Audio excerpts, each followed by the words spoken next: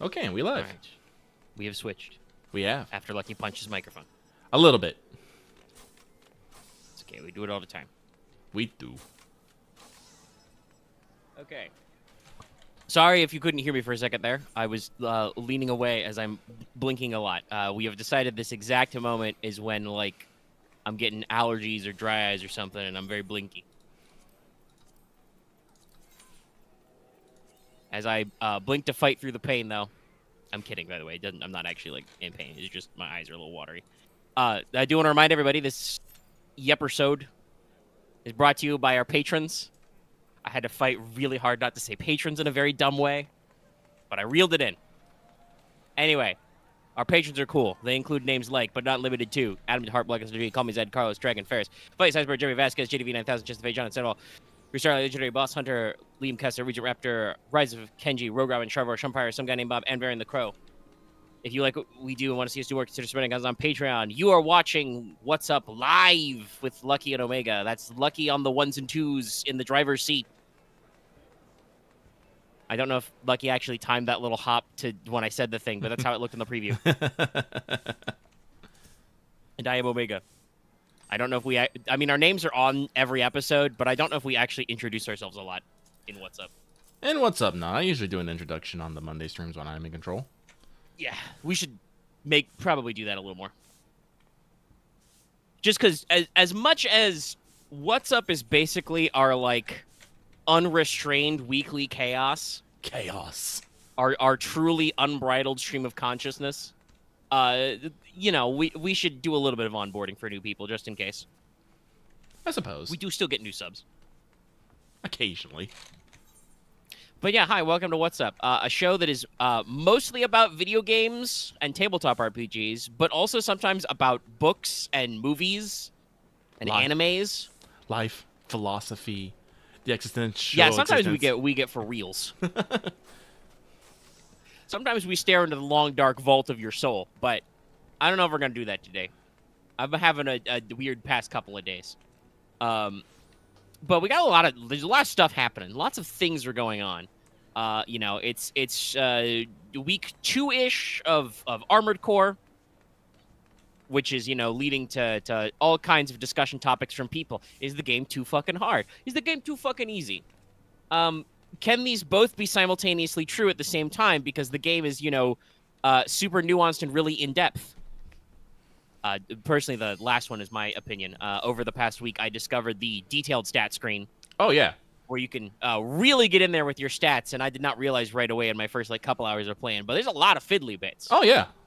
Y'all, if you don't know, there are, like, separate stats for tracking how optimized your arms are for guns versus punching. Yep. So, like, there's a lot of little stuff you need to be checking in on, which can really help you get the edge. That said, I'm at Baltius, by the way. Mm-hmm. I've met him. He has yet, I should say, to make me, like, turbo mad. It's mostly just, like, I mean, I don't like him.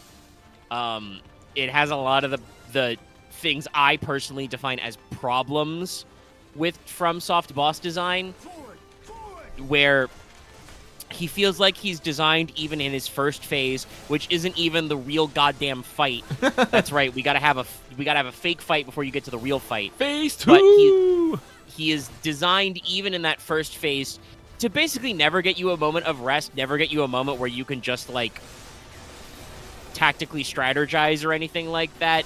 It's just like he'll throw 9 billion missiles, which track way too much at you for how many missiles he shoots. Or he'll shoot you with his giant shotgun, or he'll shoot you with his machine guns, or he'll shoot you with his grenade launcher, which really sucks because that does a lot of stagger, a lot of ACS damage. Grenade launcher's the worst, in my opinion. No, yes, that is the worst assist. And then talking about the phase transition, right? It fucking sucks because you have video evidence of this, but the moment you cross that 50% mark and no further, he activates assault armor and switches to phase 2. Mm-hmm. Which, if you are not paying attention, will also blast your ass. You know, because, I mean, I guess I understand the logic of that. I have seen, though I have never pulled it off because I'm not that good at those games, but I have seen sometimes in Soulsborne games, you can cheese a boss transition by fucking with them while they're transitioning, you know, and you can do extra damage. Armored Core goes to the Final Fantasy 14 school of no, you will not fuck with the boss phase when we really want it to count. We will just make him go hard invul, forcibly reactivate shield, activate assault armor, get out of there. So yeah, like, to me it feels like Baltius is this. He doesn't feel impossible, right? Which is probably the more frustrating part, but like. I feel like I've done at least like half a dozen tries, if not more. Probably more like a dozen. Well, like, some people in our community have like not had a hard time with Baltius. Some have. I am definitely in the latter camp. It actually took me about 2.5 days of playing a few hours each to beat Baltius. I did not have a good man.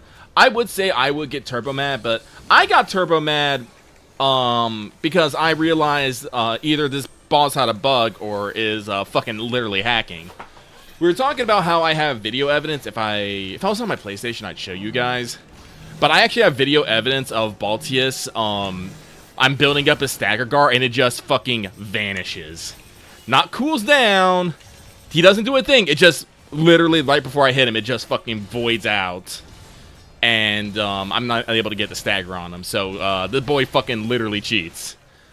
Yeah, which is not supposed to happen. The stagger gauge, the altitude control, is actually an improvement over the way it worked in Sekiro. Mm-hmm. In Sekiro, I understand, if you stop staggering a guy, that shit will just fade after a little bit. It just winds back down. Mm. So it encourages you to get really in there right away. Armored Core actually allows you to do like a tactical withdrawal, which is good because your melee attacks are usually like 1-2 and then you fucking done. So you have a moment to like back off and be like, okay, we'll hit him with another whammy, and the stagger won't go completely away. It'll start to wind down, but it won't refocus. But yeah, no, I think I've seen that too myself. Yeah. I was not recording or anything, you know, because it was in the middle of the night. Like, yeah, he cheats. It's the shitty part of FromSoft design that they will never ever be punished for because there are way too many people who get a boner out of bosses cheating. And I feel no desire not to be harsh to the masochists who play FromSoft games. They enjoy it, actually. But because their games all like ever since Dark Souls hit that kind of cult level, I don't think that FromSoft is encouraged to actually like fine-tune some of their design. I think Baltius is a pretty sloppy boss who has way too many attacks and bullshit. Yeah, I mean, I don't think they'll admit it, but I feel like it's not enough of a breaker where anybody actually takes From to task for it in a way that matters. People still buy the games and play them, you know. Well, I mean, people love the legit bosses, but that's what I mean. Like, they don't... Like I said, FromSoft, I feel like, is in that bubble zone where they're too big and successful and well-known that, like... they can get away with having, like, half their boss fights be shitty because you'll pay the full price for the game, and I admit I'm part of this problem. I fucking pre-ordered this game, you know. If I was being a savvier consumer, I probably should have waited for a sale or something. But, you know, it's a giant robot game, and I'm going to keep playing it because, like, it's really cool. There's guys in our Armored Core thread right now talking about, like, that there's, like, 3 different types of, like, fin funnel parts you can get, and I'm like, that's rad. I want that. I really hope I can get, like, some version of Baltius's fucking flamethrower chainsaw swords. Even if they're probably not going to be as long range or as 360 attack as he does. Well, honestly, believe it or not, I don't actually think Baltius is that bullshit of a boss. Not overall. Like, I actually do enjoy dodging his missiles. You know, when he boosts, I usually boost in the same direction, and we just, I try to get him on the side and stuff. Like, no, the thing that I think pissed me off, like made me actually, because I will say I got turbo mad at Baltius because the thing that infuriated me the most, and I think a lot of people actually agree with me on this one, is his pulse shield. His pulse shield, I feel, is what actually ruins that fight. It's not all the guns and stuff, because all the gun. Baltius is a mid to long range combatant. That's where he prefers to engage from. Yeah. If you get close, that's when he usually breaks out the shotgun and machine gun. but he usually prefers to engage from mid to long with a bunch of fucking missiles, and occasionally the grenade launcher. It's hilarious sometimes, though. If you get too close, he'll just fire that grenade launcher point blank into you, and it's sometimes hilarious. Most of the times, it's not. No. But the thing that I don't like about the pulse shield is, say someone has fucking 10 bars of health, and then they get 3 bars of health as temporary. Once you get through that 3 bars of health, the 3 temporary bars of health, then you can start working on the 10. Except every so once in a while, they'll just get those 3 points of temporary health back. So instead of fighting a boss with 10 points of health, you're fighting one with anyone between 19 to 25 points of health. And that's, not great, because that honestly just feels like you're really just padding out the fight for no particular reason. When me and Baltius are when I'm boosting back and forth, chasing him down, dodging missiles, dodging the grenade launchers, I'm having the fucking time of my goddamn life. But anytime that shield goes up, I'm just immediately, just every time. Yeah, I mean, and the way he is designed currently, he probably wouldn't be as much of a gut check if he didn't have the shield. I mean, I've gotten him to I think I got him as low as a quarter once in a good run. The second phase is where he gets really complicated. I think me and a few in the people in the Armor Core thread have talked about how we think that the shield should be gone for the second phase. And then because I mean, it's not like he doesn't need the protection because he's got 360 flamethrower swipes, right? Yeah. He has moves to punish you for getting 2 up in his grill all the time. You have to watch out for his tells and stuff. Basically, I want to drill down. My personal feeling is I don't think Baltius in toto as a whole is a great boss because he has a few too many things. If he just had all of his attacks, but they drop the shield halfway through, or you only had to chew through it once, and then you could actually just engage with the attacks normally, that would probably be fine and lead to less frustration.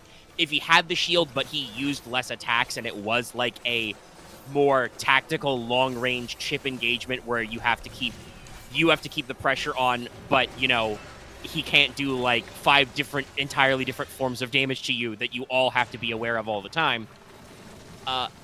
It's different, and different people obviously are going to hit differently. Mm-hmm. I was thinking about this earlier today. I'm beginning to suspect that either FromSoft's devs or their beta testers have a problem with stress hormones that they're abusing in this game. They feel the need to constantly have their neurons activated, which for me as a person with some sort of anxiety, not great. I don't like having my neurons activated all the time. But a lot of their games call for this really high level awareness state, and I think that's part of why there's so much in the loop, right? What the games are trying to do is they're trying to almost put you in a flow state, where just instinctively you react to things the way you're supposed to react, and you hit them with the buttons and you know what to do and stuff, and so on and so forth. I don't actually think the missile attacks are a problem. I personally kind of don't like them from a design standpoint of just there's almost no way to dodge all the missiles. Well, you can, but it requires engaging from a very specific range. Well, the best way I found to deal with the missiles is actually 3 quick boosts. If you if you do 2 to 3 quick boosts, the thing is you have to dash one way and then dash the other way. You have to throw it off. Their tracking is usually good enough to home on you, but the bad thing about them is because Baltius fires them in different directions, they all arrive at different times. So you have to basically, when the first ones get there, you quick boost. And so you'll dodge the first salvo, but then that means the back half is coming to you, so you got to quick boost again. You can do it in 2, but usually I find 3. But I usually run a lightweight reverse leg build because. I actually did before I got to him as I was doing the chapter finale, because I was do I have to grind every fucking part available to me? I double checked what people are saying are good ideas. Generally, lighter and faster is encouraged. Yeah. Because ideally, it seems like the ideal way to to do Baltius is just do not be hit. Do not be struck. Just know the tells and don't be got. And the missiles make that a little hard. Sometimes his close-range machine gun bursts make that hard. I've pondered switching to, like, the pulse buckler to, like, eat a few missiles. But because my usual strat is actually, like, to assault boost in so I can fucking kick him. Because that's very reliable. But if you do that too close or too far, the missiles have enough time to turn around on you. Yeah. If you do it from a medium range, though, they will track to where you started, and then you'll be all the way over where Baltius is, and they can't catch up to you. I'll try some quick boosts. There's like a lot of different little parts. There are boosters that are good for quick boosting, and there are boosters that are good for assault boosting. There are boosters that are good for jumping. No, like that's reverse legs are only good for jumping. Like which is still good though. No, reverse leg. Well, I like reverse legs because even though you can't have as big as load on them, you basically get bigger quick boost, and your initial jump is free. You don't immediately start burning fuel when you do it, which I like. The literal stat line for them is like they're not the best at like absorbing any kind of damage, but you get a big increase in jump speed, jump height. You will jump higher without needing to use any EN, and you will jump faster. It kicks off better, and you get some boosted. Like it's solid, and that's the thing. This game's really neat. There's a lot of fiddly bits here. There's a lot you can go in the tank. Like I have experimented with so much shit. Even before like I said, I saw some tips about it. I was like, I think I want to try the plasma missiles on Baltius, which is actually apparently recommended. I'm racking plasma missile, plasma gun for the dots because of the shield. It keeps the pressure up, and then not laser sword, pulse sword technically. Laser sword is separate, and then the homing missile for just because I do actually agree with the suggestion. The homing missiles are a really good way to just keep damage on Baltius because he's not fast enough to dodge those either. You keep whipping off the homing shoulder missiles, you'll catch him. Funnily enough, I think I picked a little bit of a weird choice, but I beat him with the grenade launcher, actually. It was just one of the grenade launchers I've also heard are really strong. I think I tried that at some point. It's one of those things you can't keep firing, but like you hear waiting for tells, there's always that moment after he does a boost where he just stands still for a moment, so every time I was like, fire. Yeah. You can get him with the big one. I tried the pulse gun strat. I found the actual damage it does to not his shields was way too low, so I was like, fuck it, I'll just chip it in with missiles with good homing and learn. I forget the pulse gun. Are you talking about the bubble one, like the tiny bubble gun? Yeah, it's a bubble gun. That's what I call it. Yeah, it is called the pulse gun because that's what it's for. It's for defeating pulse barriers. But yeah, it's the weird little bubbly gun. Which I feel like there's some weird bit of telegraphing because the boss before Baltius uses that. And I assume that's kind of like the tell for like what that's used for. But also it sucks when he uses it too. That is not the problem I have with that guy. It did take me a little bit to adjust to that man. Because that guy's fucking all over the place. Which is also, by the way, another thing to say about Armored Core's design is that Baltius is not like the whole stage, right? It's not like a boss like the Strider platform technically is, though there are some like ads basically. But Baltius comes at the end of a chapter which is already decently difficult for where you're at in the game. Like, you can't half-ass that front half of that level either because there are, advanced mechs and giant laser turrets, and then you get into a boss fight with a guy who's packing some pretty decent spread. He has, plasma missiles and the pulse gun to eat away at your barriers and stuff. Like, you gotta actually try a little bit. But yeah, like I said, I reached that phase of like trying it a couple times, and I'm like, okay, I think my build works. I might, want to try and pick up a few more odds and end pieces to try and mix up my stats a little, get me an edge. But I'm at a phase where I really just need to get better at the front half and taking less damage, and maybe trying to quick boost through missile attacks will do that for me, so that I use less heals, so I've got them available in the back half. Because otherwise, I'm pretty sure I've got him. It's just you need that little bit of bullshit insurance. The problem is that over the past couple of days, I have been very tired and my stomach has been bothering me, so I have not been in that mood to achieve Zen. So I'm sure I'll get in there. It's just I don't know. Like I said, it's as always. I don't understand necessarily why FromSoft decides to do some of these things. Maybe it's because I know there's a New Game Plus and New Game Plus Plus. Like, The idea is that eventually you will wrap around and come at Baltius with, like, assuming you get to keep all your shit, you get to wrap around completely with all your fucking late game shit and absolutely get to school him, which is probably satisfying when that happens. But considering the game does want you to beat it multiple times, as always, I'm kind of like, man, this guy's really complex and has, extra layers for what's going on. I guess we need to juice up. He is the end of a chapter boss, at least, so, like, it's, Yeah. It's a big moment. I have not actually gotten too much further than Baltius, because I'm in the phase of trying to just farm all the gear I can, because after you unlock Get to Chapter 2, even more shows up. I'm like, oh no. Yeah. Are they not? Okay, there they go. Sorry, I was waiting for the summoner here to do the LB. Yeah, there we go. Ugh. Like I said, I do find Armored Core frustrating, but I still think it's a good game overall. It's just, as always, FromSoft's boss design is intended to stress you out and piss you off. And I really do hope that Baltius thing I found is just a bug, at them just not going, well, we can't let you just keep staggering this boss all the fucking time.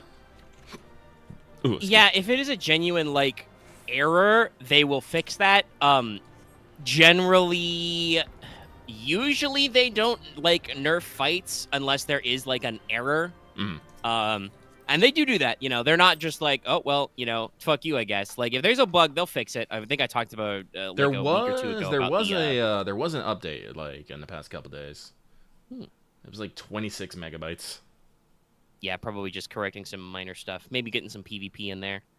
But yeah, like, they do fix genuine bugs post-game. Like, I talked, like I said, there was those dogs in Elden Ring that cause bleed. And their problem was that their hitbox was basically like their entire, like, attack animation body, and also it didn't reset their attacks. So if they actually hit you with the attack, they would keep hitting you, like, every pixel of their model that kept touching you. And they had the bleed status effect, so that which causes you, like, massive damage when it fills up. So it was like instant death, and they were like, nope, whoops, that's our bad. That hitbox is not right. Let's fix that. Generally, though, as usual, I feel like, once again, FromSoft will not be incentivized to change their game design because, as I mentioned earlier, there are some people who presumably get past Baltius who are just like, the game's too easy.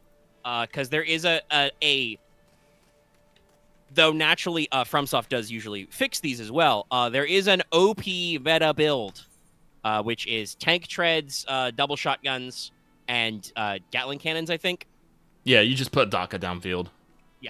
Which sounds cool, but, I can understand that being overwhelming. But to those people who are like, oh, the game's too easy, I'm pretty sure, I haven't double-checked all my instruments, but I think I've bought most guns you can put in your hands, and there's only the normal pump shotguns. I don't think it's the Songbirds yet. And I'm pretty sure you can't get shoulder-fired Gatling cannons yet. I'm pretty sure you got to beat Baltius to get there, which means the game can't be too easy. There's still the Filter Copter, and there's still Baltius. I think Baltius is probably the true filter boss.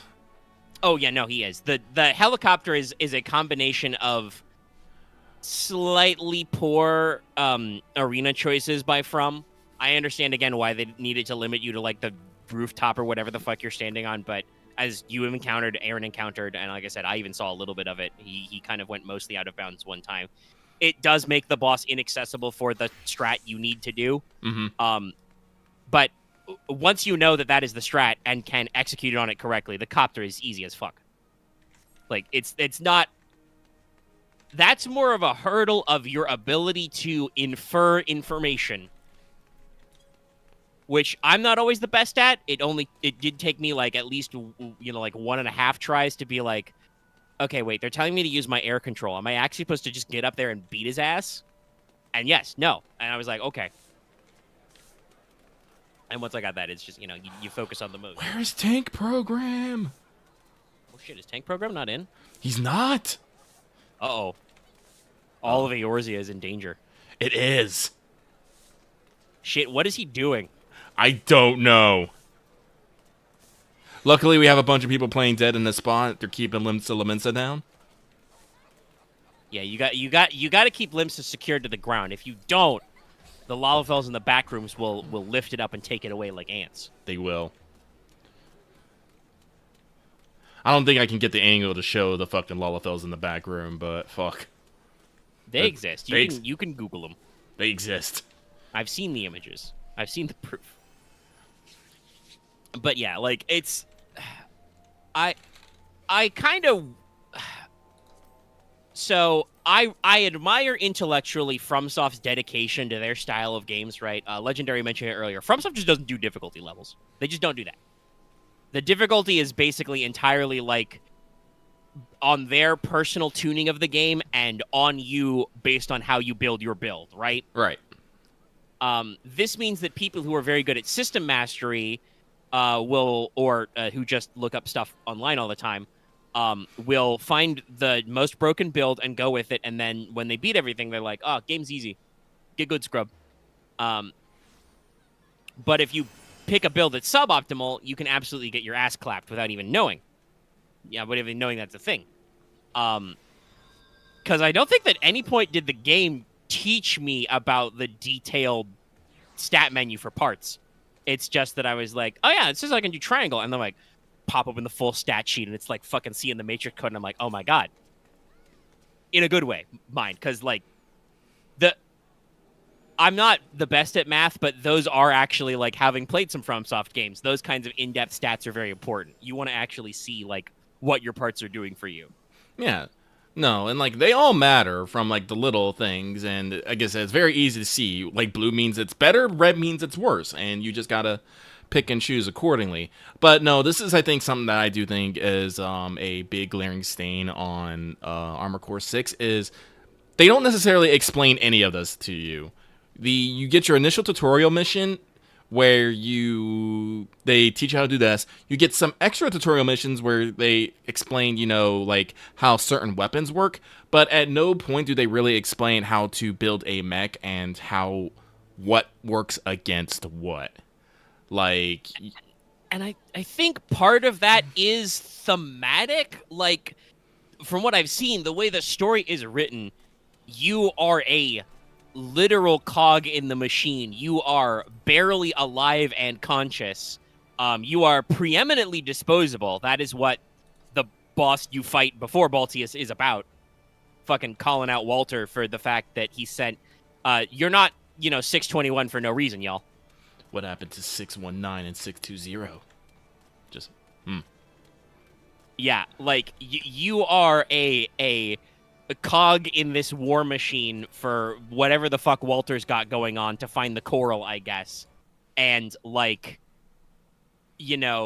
so much so that you, not that this isn't typical for Armored Core, but again, it's doubling down on the themes, but you can literally, between missions, bounce back and forth between working for the anti-corpo resistance and working for the corpos to crush the resistance. And nobody really bats an eye, right? I do believe I understand that there are multiple endings to the game.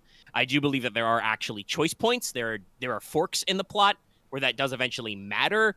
But like when you start out, I think the part of the feeling of just winging it is part of it.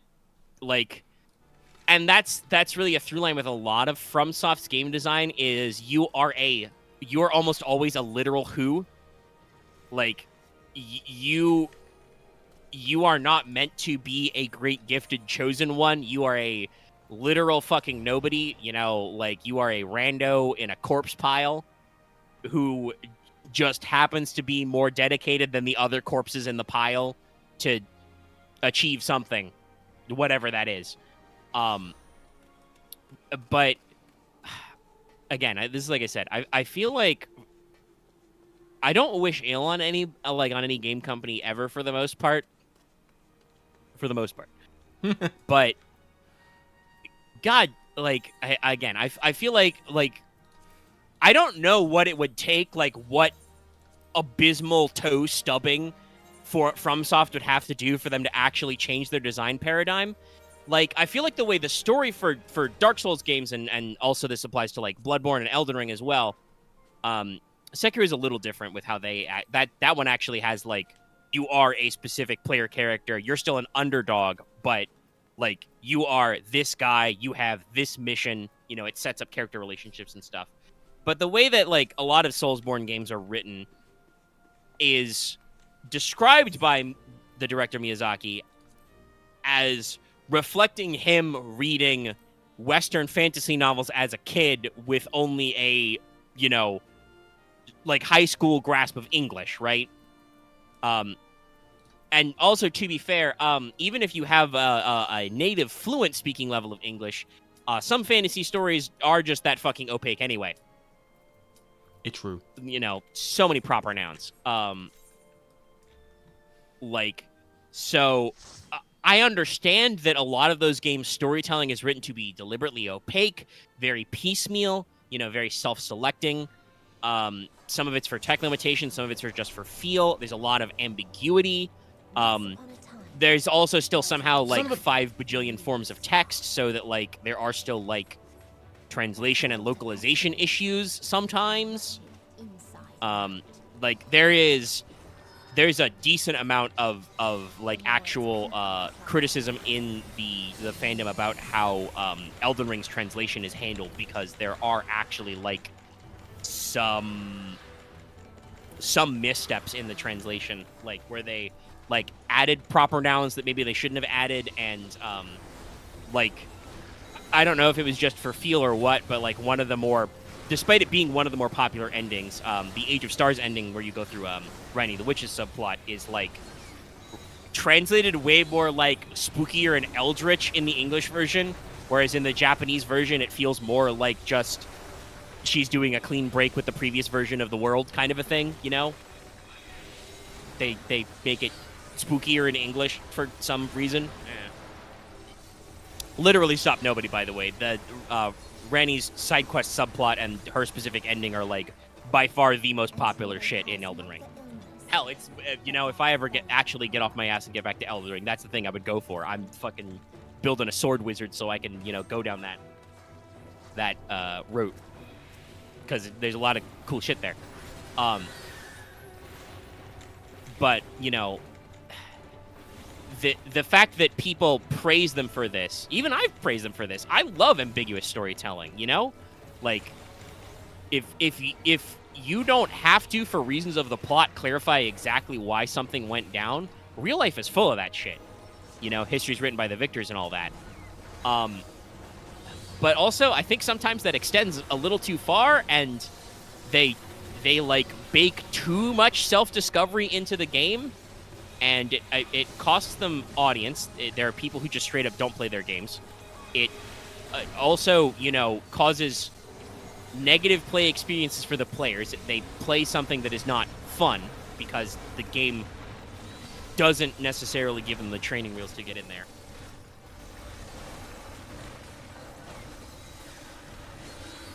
You know, it's just an odd kind of a thing that I feel like there's still, despite how great their games are, there's still room for refinement, and I don't know, like, what would cause them to actually maybe tighten that up and improve in a couple of areas. Because, you know, on paper, in a purely capitalistic sense, they don't actually have to improve. They could tread water for probably a while, and people would still buy these games. And they're not treading water necessarily. They are doing genuine improvements, like I said. The break in, like, making Elden Ring, like, properly open world with a fucking, you know,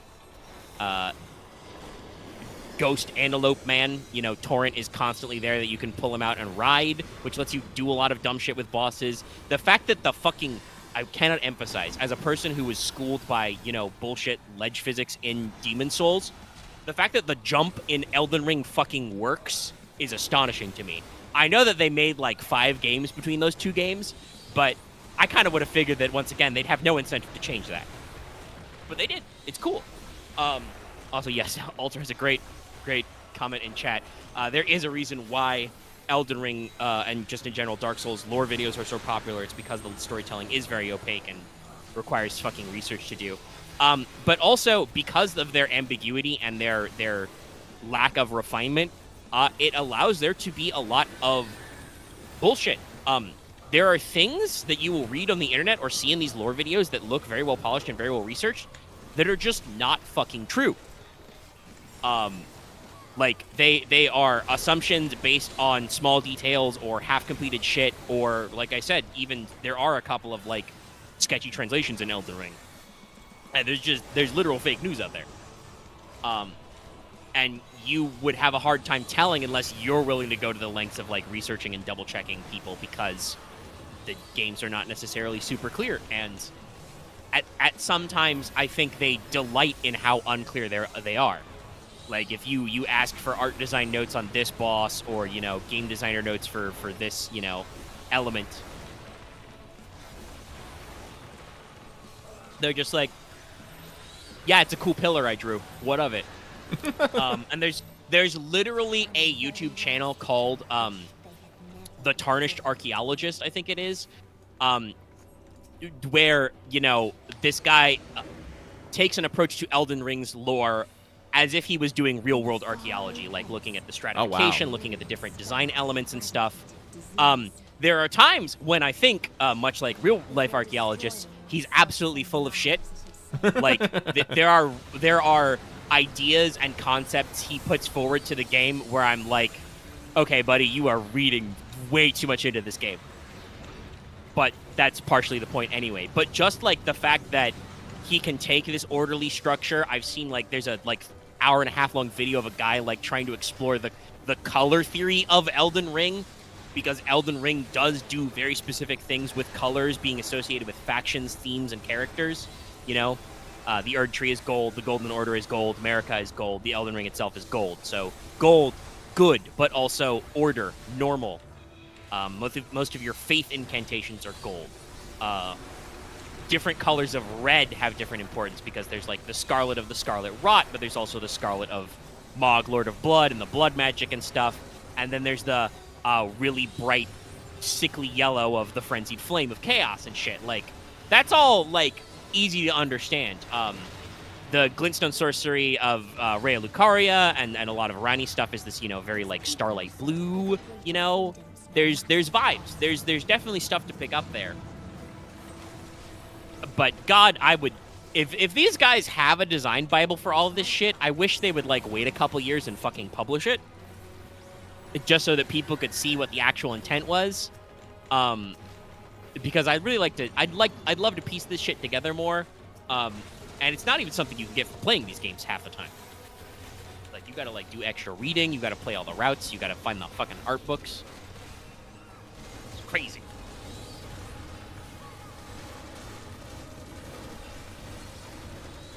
I mean, yeah, like, I think some color theorizing is out there.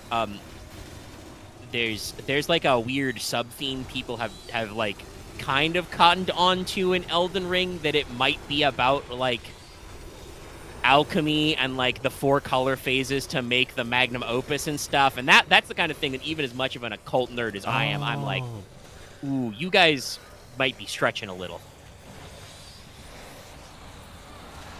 But also, maybe they're not. Oh, I remember. I think I've heard about that. Like, didn't they have, like, some sort of theory based on, like, personality and stuff of your blood type, and you have, like, different color, like, God, what was it? Yeah, there's the four temperaments of, like, the 4 humors of your body. Yeah. Sanguine for blood, choleric for, I think that's yellow bile, melancholic, etc. And then in the actual process that's supposed to lead you to the magnum opus, to the Philosopher's Stone, right? You have to go through the phase of whitening, reddening, blackening. I forget what the 4th one is. I think it might be yellowing. Yeah. You know, and that's supposed to produce the Philosopher's Stone, which is sometimes described as, like, really bright red, but other times is the secret to creating gold. So, like, there's stuff there. Oh yeah, no. But at times I think people give FromSoft way too much fucking credit. I don't know. Pulling out the fucking the blood for the Philosopher's Stones sounds like something I think FromSoft would do. I think, personally. Yeah, no. It's just hard to tell what is just, like, them actually having a thematic idea. Because, and again, remember, we don't talk about it a lot, but people don't anymore think about it. Possibly that. it's either because of that last season of Game of Thrones or the fact that he hasn't published a book in a long-ass time that people forget about it. But George R. R. Martin straight up helped them build Elden Ring's lore. Mostly their backstory and, like, the setting details, the actual plot of the game, and, like, a lot of the individual character narratives he didn't actually have a part in, but he helped hand them basically their setting Bible and stuff.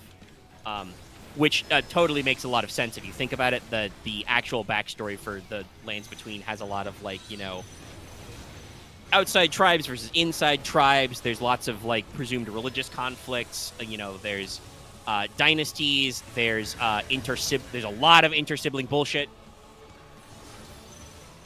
You know, there's a lot of snaffury around, you know, political marriages and stuff. But also, there's a lot of stuff that I think is just from, like, there's, as with all of their games, there is an, like, eldritch, you know, undercurrent. Only Bloodborne has gone full cosmic horror, but a lot of From's games are just like tickling the cosmic horror. You know, Sekiro's got a lot of weird stuff with, like, the search for immortality and, you know, what limits does a man have? Just obviously, there's a lot of fucking weird eldritch shit in Dark Souls games. I think Bloodborne is their only game that's straight up Lovecraftian, but, you know, there's stuff and things. We're doing good in this run. We got some people making some deeps. Nice. And they're slamming and/or jamming. Yeah. But yeah, so as usual, Armored Core discussion is still happening, but there are, shockingly, I know, other video games than Armored Core.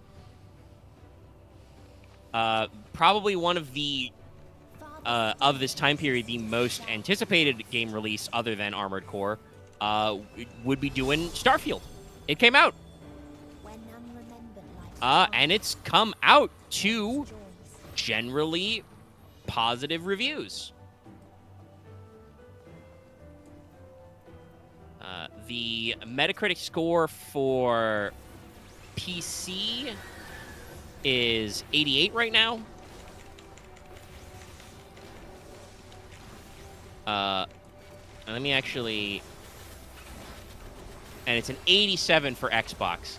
So, Metacritic-wise, the exclusive console port is tied with Final Fantasy XVI's Metacritic score. And I think the OpenCritic scores for both are slightly higher. So generally, people are vibing with Starfield.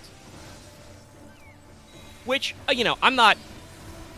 I was going to make a joke that technically the PC port is 88, which is one higher than Final Fantasy 16.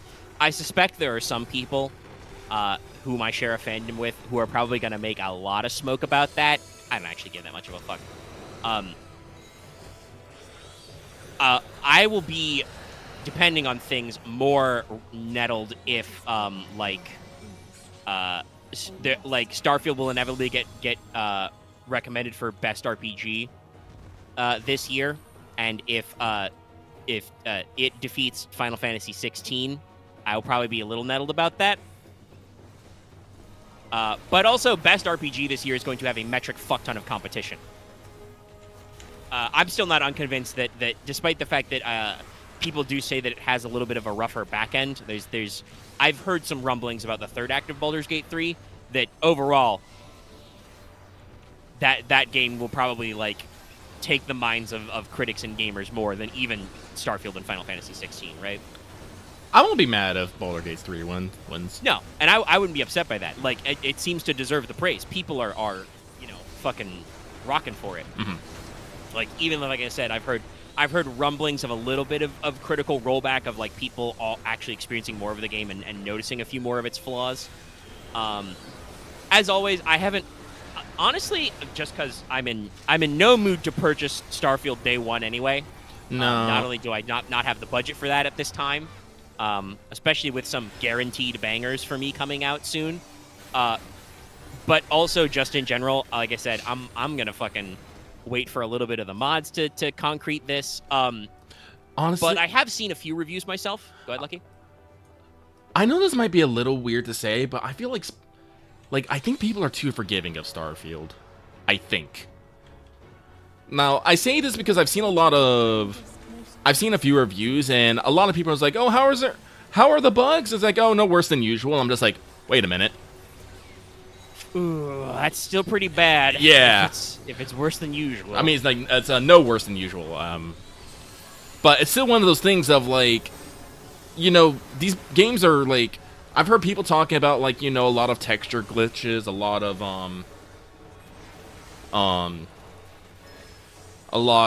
clipping. I've heard there hasn't been as many crashing, though.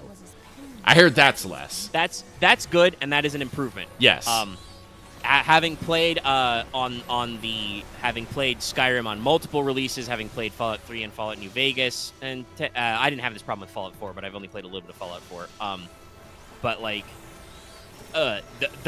sometimes they would have a bad crash. Basically, you know, the console version of Crash Your Desktop. Yeah. But there were many times I opened a door in Fallout 3 and was kicked back to the home menu. Like, but no, I've still been hearing glitches abound over enemies being trapped in walls, people clipping through other things, your character models getting twisted. And people just seem to be okay. They just accept that, yeah, it's a Bethesda game. It's gonna do that. I'm like, no, you should not accept that. Yeah, that's kind of my same complaint about, like, FromSoft, right? Yeah. Like, if you don't take them to task on this little shit, they're never going to fix it because Todd Howard understands that it just works, right? They understand that you're just going to fucking go with it no matter what. Which is a dumbass way to be doing things. Like I said, I will say, though, like I said, I haven't heard as much of the thing, but it's just one of those things I find fucking weird, that people just look at the bugs and stuff and go, oh, yeah, that's normal. I'm like, should it be, though? Yeah, I should double check. I really liked Kind of Funny. They're a spin-off from IGN, and they're under Rooster Teeth's umbrella technically. But I've followed those guys for a while. I don't always agree with their opinions, but I think they do a good job to kind of like balance between their like original cast of hosts being pretty tight with PlayStation, but also they've had some guys who are really tight with Xbox. They actually did an interview with, you know, Phil Spencer after oh my god, what was the vampire game that was awful? I've completely forgotten its name. That's how good it was. Vampire game that was awful? Yeah, it was aggressively mid. The Xbox exclusive one by Arcane.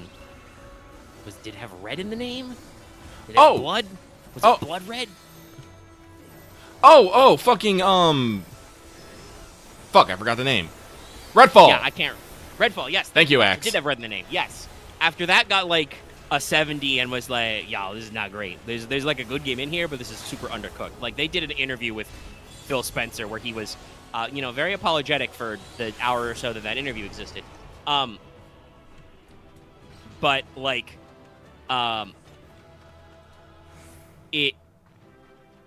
so, like, I decently trust their opinions when it comes to a few things. They had an interesting, like, 3 out of 5, I think, review for, the Whatever of Avernum, right?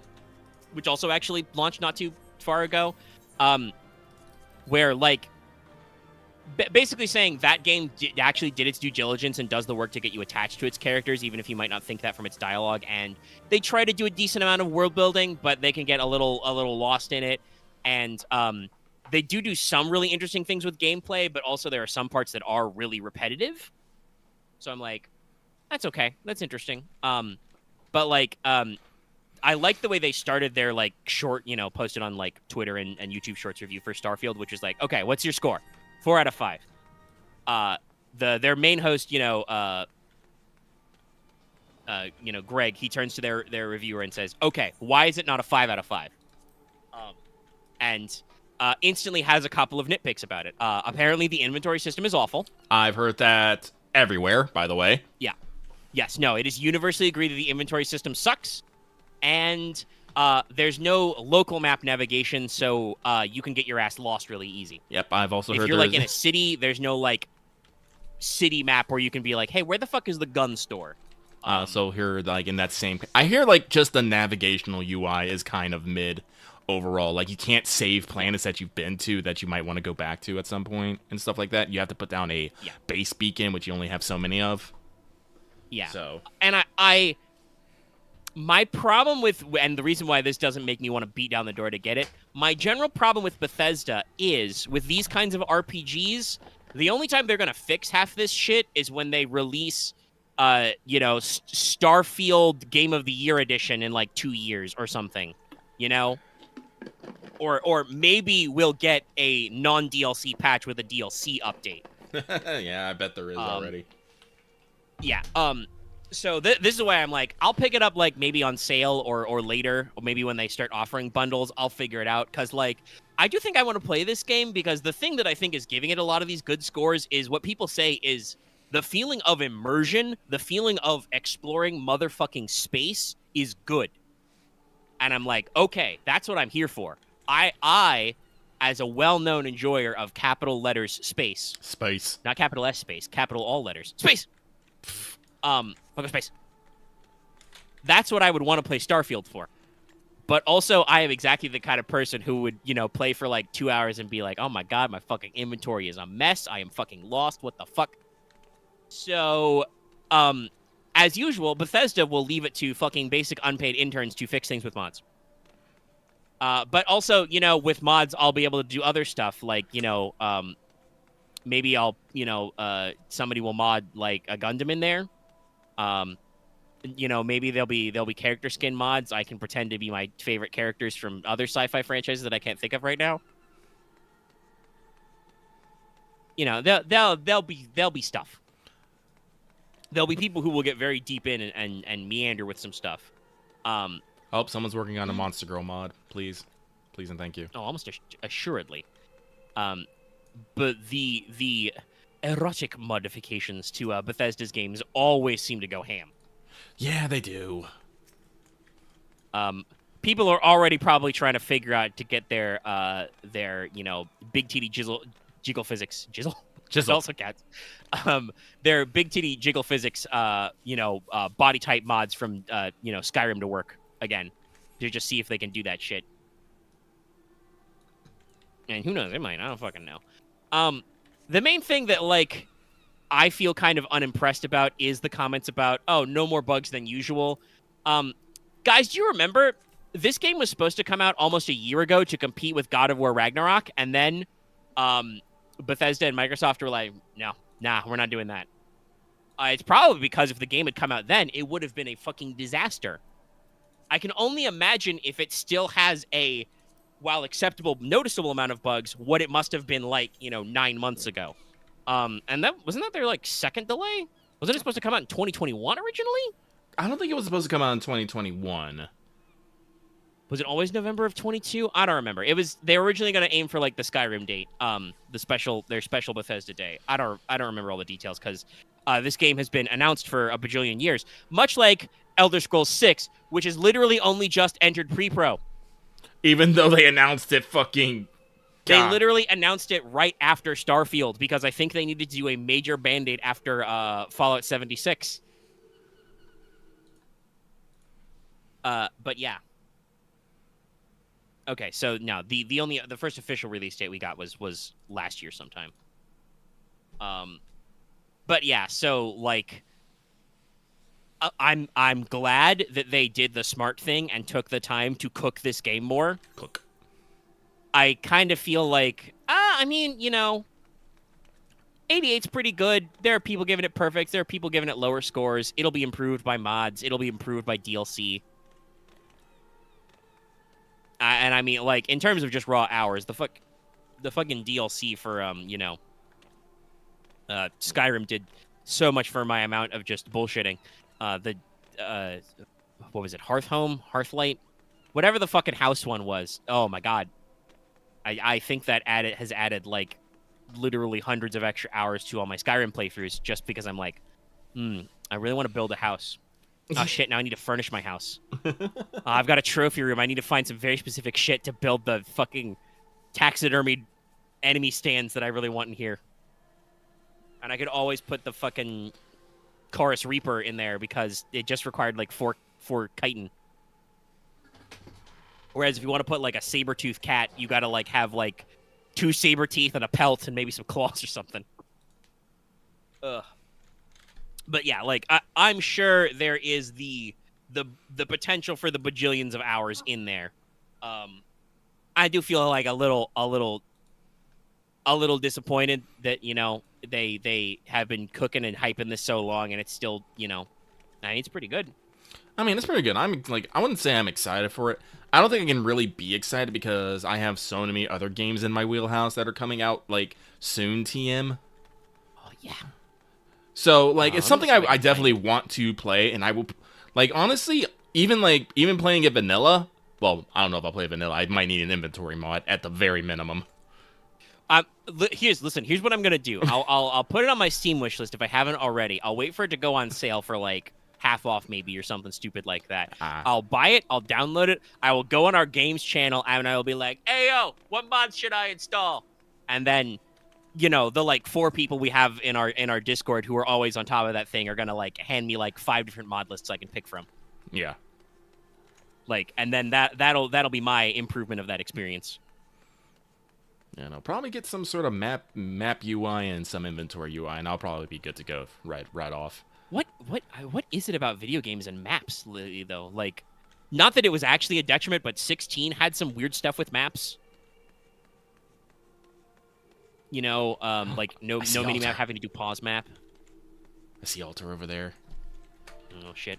He can't see me. I'm I'm trying hiding. to think of other games that have done some other weird shit. But speaking of games that are much more appealing to us, Cyberpunk 2077, CD Projekt Red has full-blown clarified what will be split between Update 2.0, the free update, and Phantom Liberty, the paid expansion. So in 2.0 for free, without having to buy the DLC, you're going to get the redesigned skill trees and perks and the cyberware system. You're going to get vehicle combat and car chases. You're going to get the new police. You're going to get UI and UX improvements and AI improvements. You're going to get changes to looting, items, and crafting changes. And you will get the new radio station for free. Oh, okay. Yeah, even though they said that would be for the DLC, Growl FM will be in the base game after 2.0. What Phantom Liberty will have is the new District Dogtown, the new storyline, new quests, gigs, boss fights, and more. New specific vehicle missions and airdrops. That will be the Endless Dynamic events. The all-new Relic skill tree is only in the DLC. You will get new items, including new weapons, cars, fashions, and cyberware. This is where vehicle missile launchers will be in Phantom Liberty. So actually getting your vehicles properly weaponized. And with the DLC, you'll raise the level cap to 60. Okay.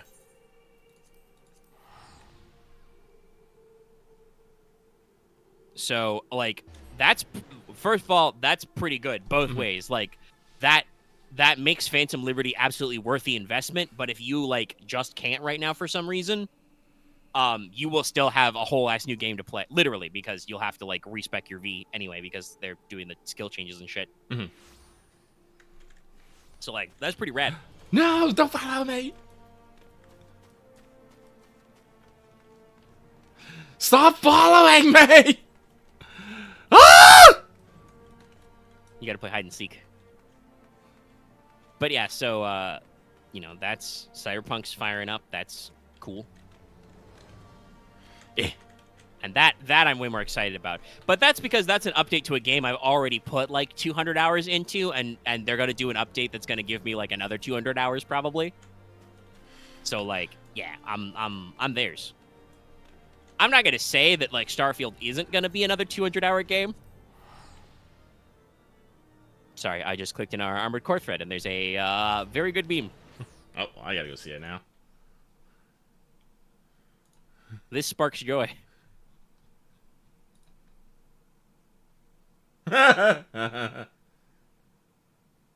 Fuck. I'm pretty sure the Aerial could fucking take on Balthius though. Probably. That's also got a lot of extra bullshit tech. But yeah, and more other bits and bob news coming out. Pre-orders for Final Fantasy VII Rebirth opened. No release date exactly, and no sign of any kind of special editions yet. But pre-orders are open on all your major retailers. I assume this means we're probably going to get a date at TGS. People still asking where's Tank Program? Listen, he's not there. They gotta know. So that's cool. That's hype. That's my my nuclear game is like, yeah, give it to me, baby. God, it's been like how many years has it been since Remake actually hit? Like 3 years? Ah. Like I still fucking think about parts of that game, man. There's some real good bosses and shit in there. There's some fucking horse shit, but that soundtrack, I still listen to that soundtrack. Yeah, it's been 3 years actually. Yeah, it came out in 2020. Yeah, I'm spicing. Oh, we talked about that last week, Legendary. The P3R collector's edition selling out instantly. I hope that Atlas has the opportunity to do a reprint of that. Nope. Nope. As we said, it hasn't come out yet. Doesn't exist yet. Nope. It's not real. It's not real. But speaking of shit that is real, breaking news literally like an hour before we went live. Holy shit, guys! Bloodlines 2 is still real. Yeah, that came out of nowhere, literally. Technically, I think when they announced it the first time, I think I had it sitting in my one of my Amazon wish lists, just chilling. But that game was, I think, supposed to come out this year or last year originally. Unfortunately, Hardsuit Labs is gone. Let me actually fucking they got bought out and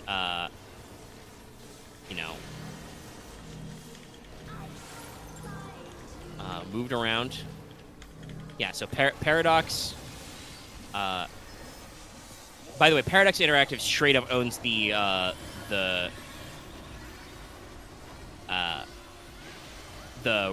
rights to World of Darkness and White Wolf. Oh, do they? They bought those guys from CCP in 2015, so that's they straight up got all that now in their back pocket, which is presumably why work could continue. But yeah, they bought Hardsuit Labs, and I think at some point those guys imploded and got renamed. Sometimes happens. Yeah. So the work on their work on Bloodlines 2 got scrapped. But there's a new developer on it now, and Paradox is still publishing. Let me actually...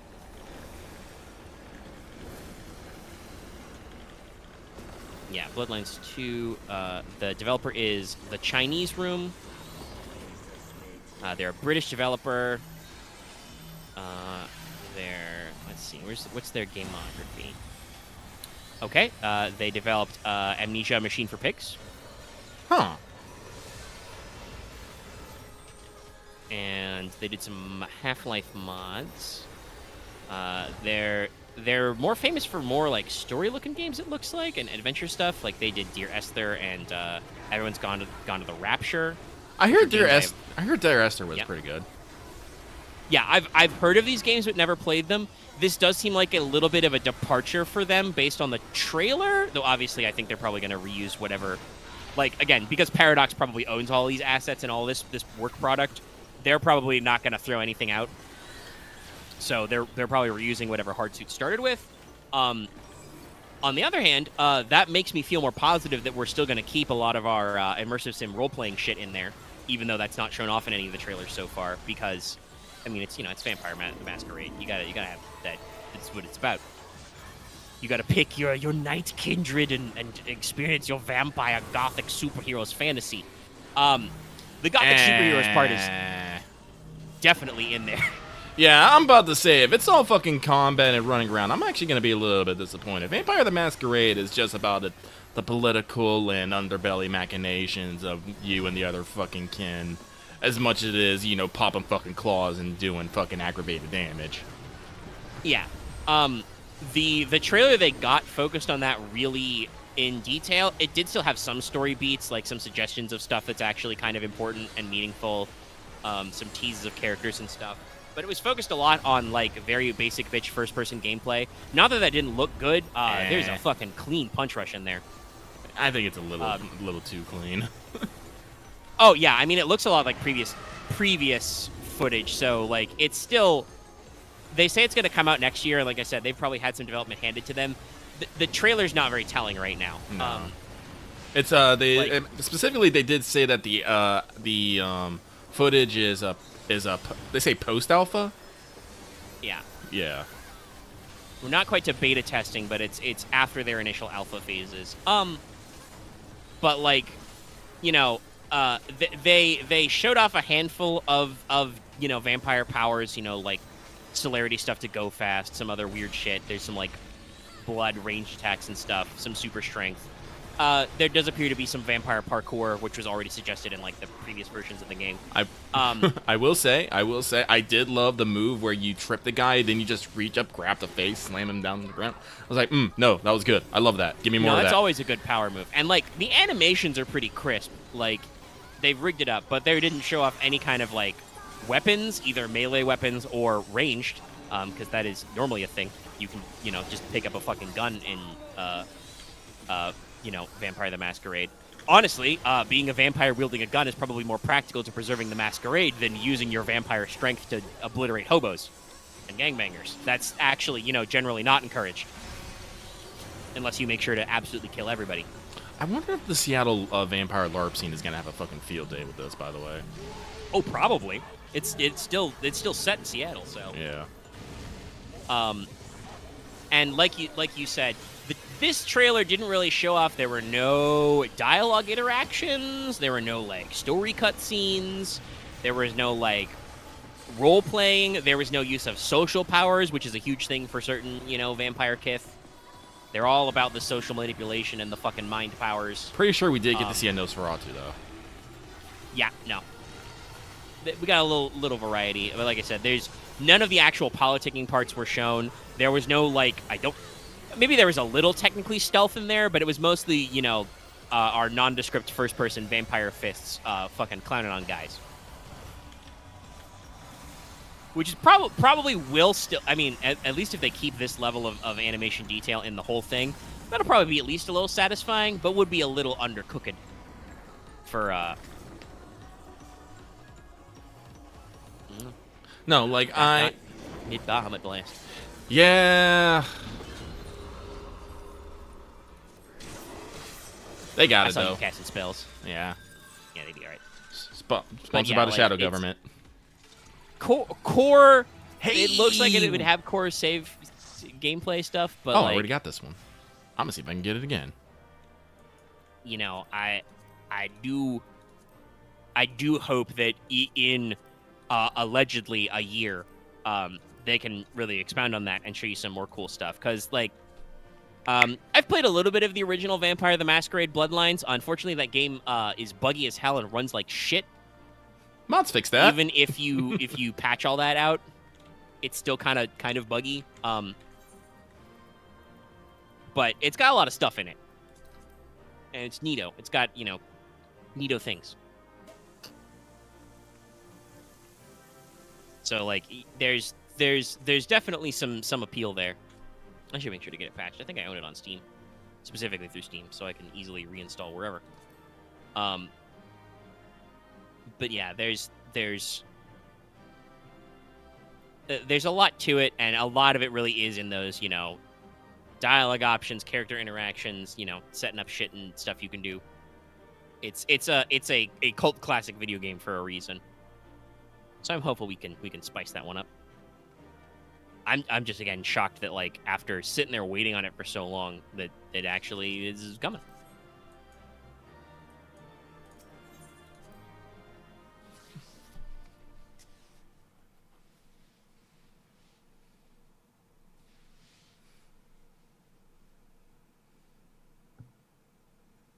Yeah, video game cases used to be weird. I've seen videos about how the original Thief Dark Project came in a fucking trapezoidal box. Why? I don't fucking know. I guess because we want to fuck up your shelf. I mean, the actual reason is probably because it's more memorable that way, but like, also, you're gonna fuck up my shelf. I gotta run the 9th again. Did not get my pants.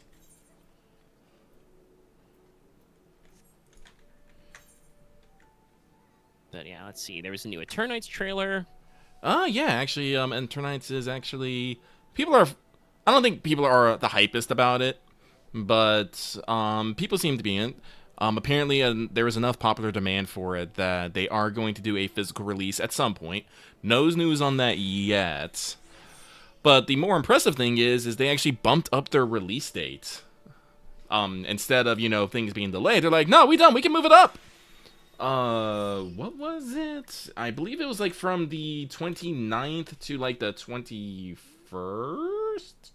No. It was like the 21st to the 12th. That's what it was. Yeah.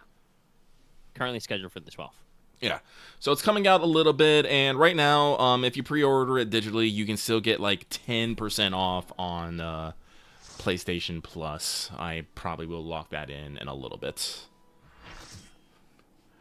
Yeah, that's a pretty good one. And I believe we got a window that the physical release is holiday this year. Yeah. Also, just want to shout out, great opener to that trailer. Very solid, good 10 seconds. Ugh. Sorry, I'm just reading the official Eternites Wikipedia article, and they've got Kotaku quoted as a source. Yeah. Also, when the fuck was this? This was like 2 months ago.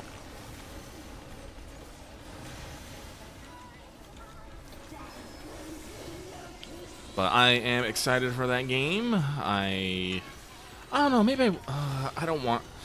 I kind of want to wait for the physical release, but a lot of games live and die by their initial release window. Yeah. So I want to support this game because it is a Side Studios developer. Is a Seattle-based studio, and that's me home state, and I want them to do good. And they're a Western studio wearing their fucking Japanese influences literally on their sleeve. So I'm like, these are my people. Yeah. And it's like, obviously games can get their flowers after, but that initial window is very. I'm just thinking of like games like on the curve. It was only recently announced, like sometime last week, that Aegis Rim 13 Sentinels has hit 1 million copies sold like worldwide. Yeah. Which is very deserved and also still pretty good for a video game.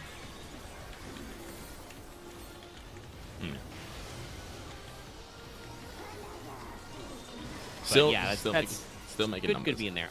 Will probably, just for the sake of convenience to my bank account, be waiting for the physical. But yes, very solid selection. Speaking of games that came out on PS Plus, Sea of Stars is also out. Yep. 2 very good reviews. Yep. A lot of people are saying it is hitting that old school RPG feel, turn-based RPG feel, with some quality of life and not as many frustrations. Some people, I do believe, have some issue with the story overall, though, but I cannot comment on that as I have not actually played that far into it. Yeah, I can't really comment on the story either. I played like between an hour and a half and 2 hours earlier today. Like I said, because I was just like, all right, no, I'm tired. I'm tired, and my stomach has been hurting. I don't want to fuck with Baltias right now, and I want to maybe do my 14 stuff later with people. So I'm like still in some of the early training wheel stuff, but. Yeah, like aesthetically, the game is very much like the SNES RPG or early PlayStation era RPG that you would expect, like in terms of like how it looks and plays. And it is turn-based, but it has the kind of English on a turn-based, the slight changes that you would expect from games like this. Like it straight up has timed hits, y'all. Yep. And even calls them out. So that's a great little extra if you like these kinds of things. We're already, developing like character stuff and story stuff that seems very on point for, the kind of narrative we're building. Oh, come on. It's the sun and the moons. Moon suns. Yeah. And they got a lot of cool stuff in there. There seems to be an element of the cooking.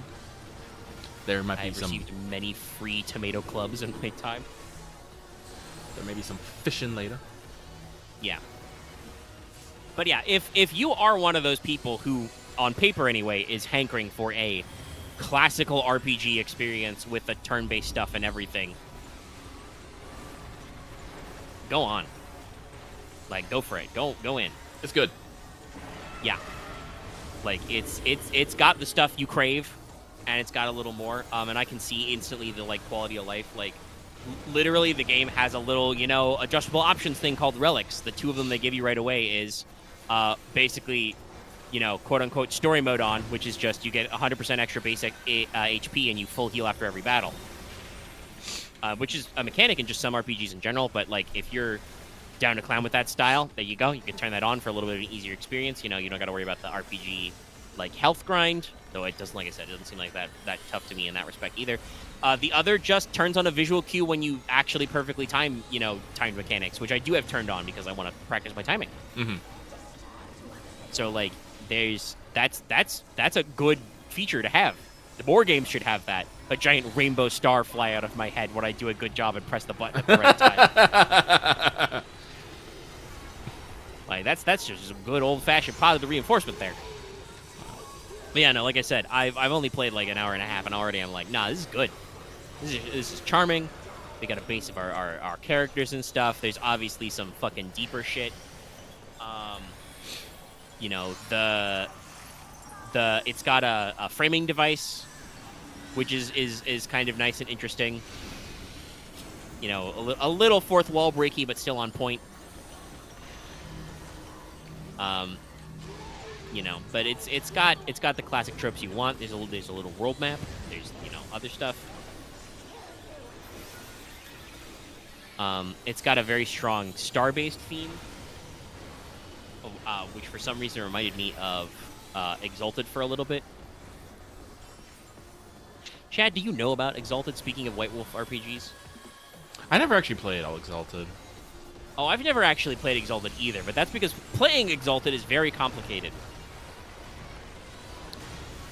But it's actually funny. It might be actually kind of relevant to another discussion we've had, because currently you, Lucky, are questing for your, cultivation Shansha RPG thing. You're looking for a very particular fix, which is not quite represented in the greater gaming world. Honestly, having only thought of it just now, Exalted might also be a little bit more in that direction you're looking for, but also Exalted has a lot of baggage from the formatting of being a White Wolf game that had meta plot at one point. Yeah. Like, it's got a lot of stuff going on.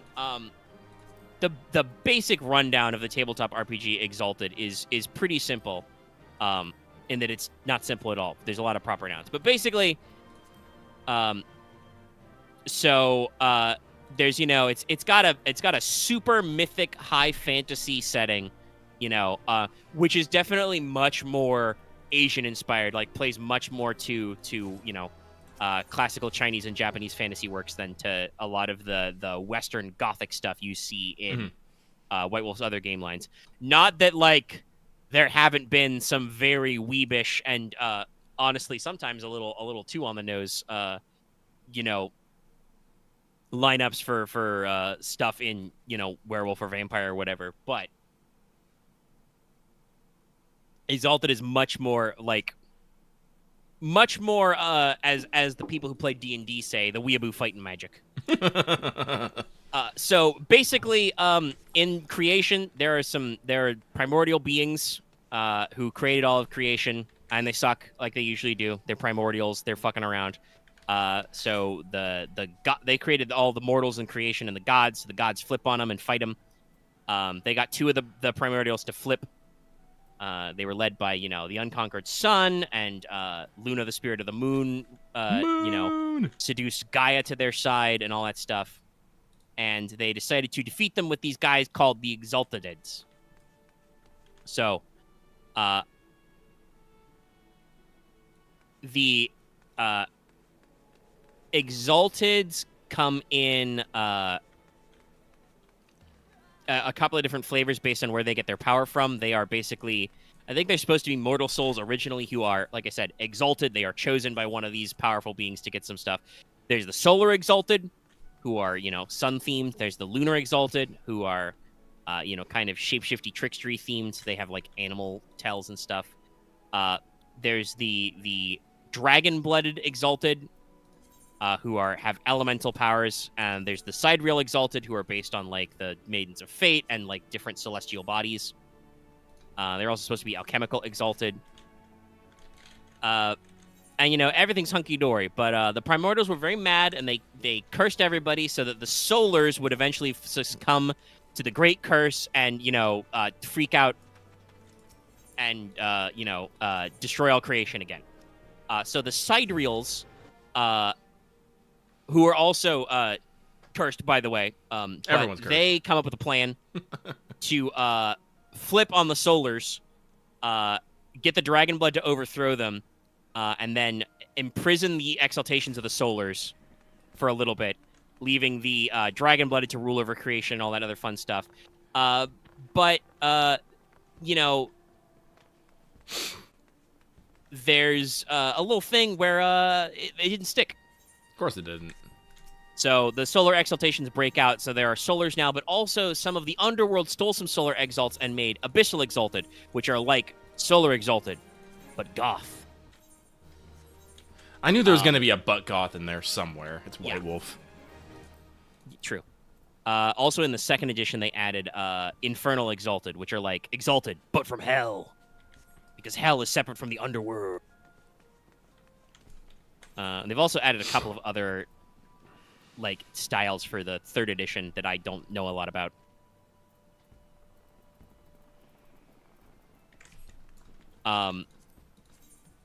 But yeah, like each type of exalted has their own, pluses and merits and intrinsic abilities, but also they are all like, because it's White Wolf, they are all fucking subdivided. So like, if you're a solar exalted, you might be, dawn cast, high noon cast, setting sun cast, all that shit, right? Right. So they've got all the different flavors, there's the moon ones based on all the different changes of the moon. So, but it is an RPG that has always been known for being based on rule of cool and overall just having like all the fucking bullshit powers in the world. There's fucking, you can invest dots in perfect defense. Also, yes, it's a White Wolf game. Everything is in dots. Dots. Dots on dots on dots on dots. You can have access to diclaves, which are super powerful weapons made of various weird magical materials. The first generation solars had flying cities and laser guns and giant magical robots, which are since they were overthrown and all their shit was stolen or destroyed, is just laying in ruins somewhere. There are Rakshasa and Hungry Dead and soul-eating fairies who exist from beyond creation, because creation has like all of creation has like 4 elemental poles. So like if you head towards the pole of fire, everything just gets hotter and hotter and fierier until eventually you just enter molten lava. I believe it's 5 elements based on wuxing, so there's like a wood pole and stuff like that. Though they might have air as well, I don't remember. There's the fucking pole, the elemental pole of water is just an endless fucking ocean. But if you somehow get past all of that, you would, go into the wildlands beyond creation where everything's fucked because it's not ordered anymore. But yeah, it's just so crazy over the top. I've always been fascinated with it as like this kind of, ultimate rule of cool, do whatever the fuck you want, crazy high fantasy power thing. But also like it's really complicated and really high power, and I've never even gotten a good enough grasp on the rules myself to like try to get people to play it, let alone like spark an interest for it. But I'll see if I can some of the third edition. Kojima, why are you retweeting this? Hang on. Omega, I'm gonna post this in Games channel, but you have to see. Motherfucking Kojima retweeted this. I feel like he's gotten spicier. Yes. Oh my God. Perfect. Great. Listen, no, I think he was really, really happy to see Pekka play Metal Gear Solid 3. Oh, I think he was. Happy birthday, by the way, Kojima. I don't think we Yep. said that last week. I believe It's true. It was his birthday recently. Yeah, it was August 22nd. He's just vibing. Which is great because technically, if he's celebrating it in Japan, he celebrates it on the same day that I do, since my birthday's August 23rd. So, haha! Nice. That is nice.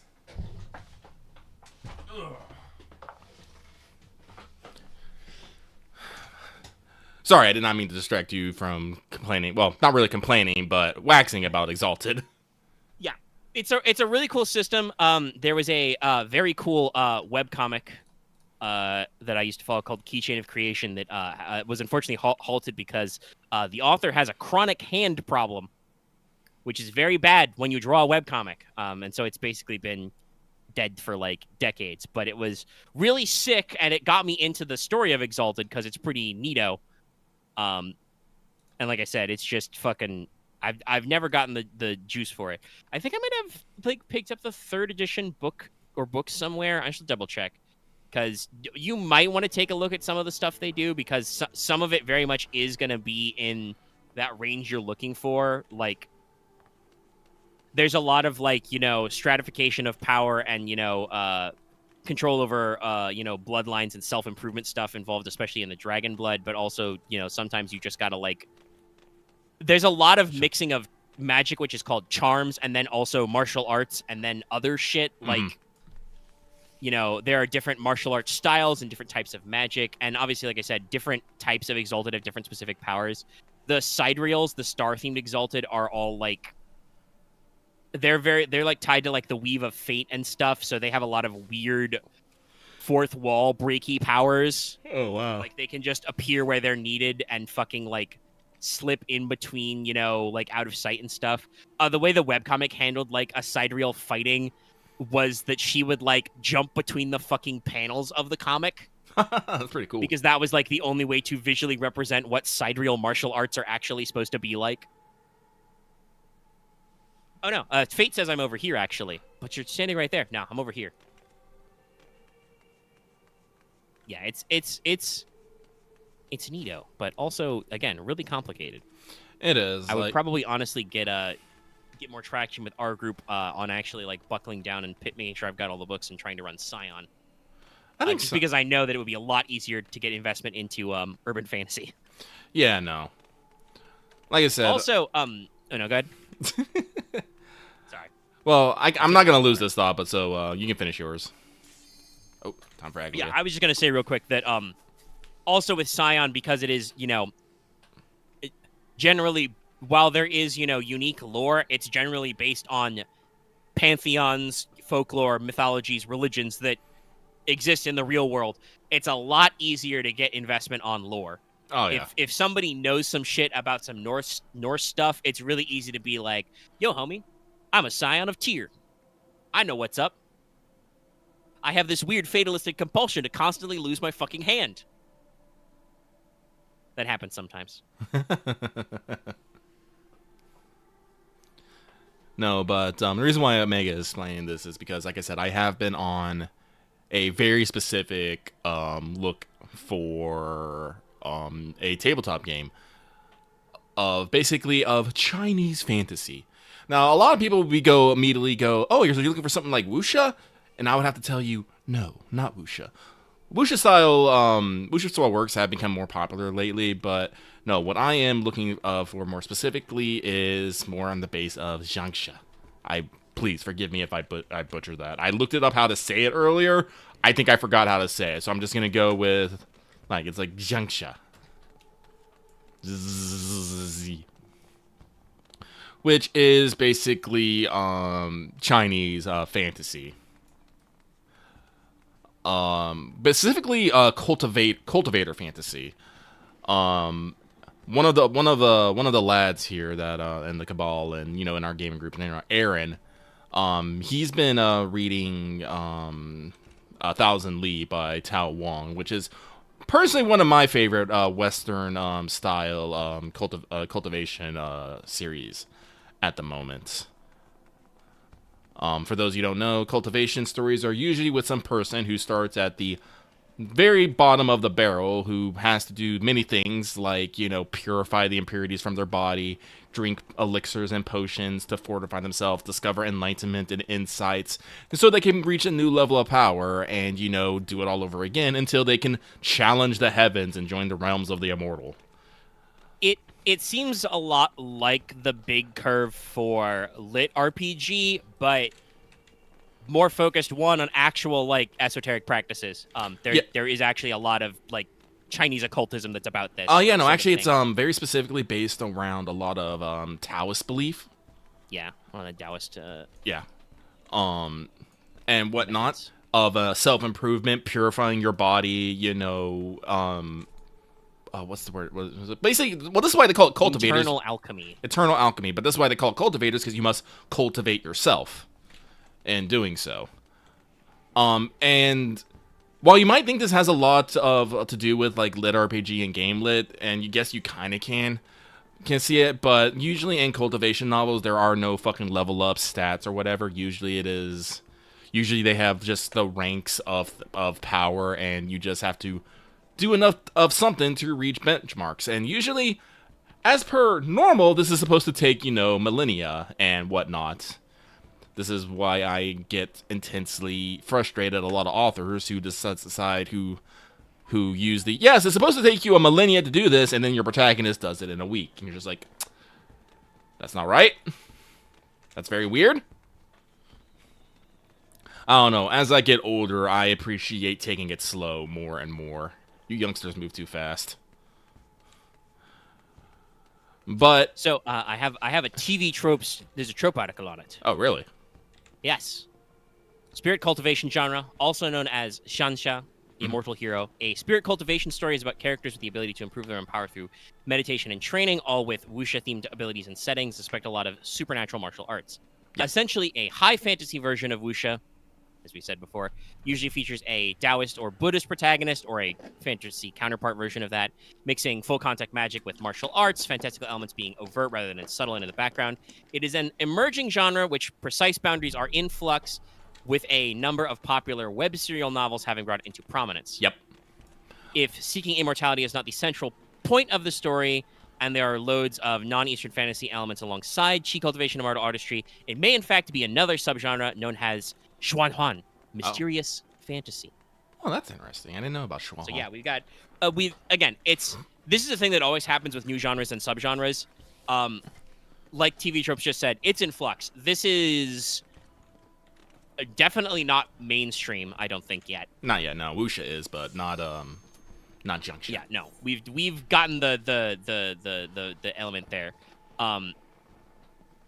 But yeah, it's interesting to see that there are subgenres and forks out there as well.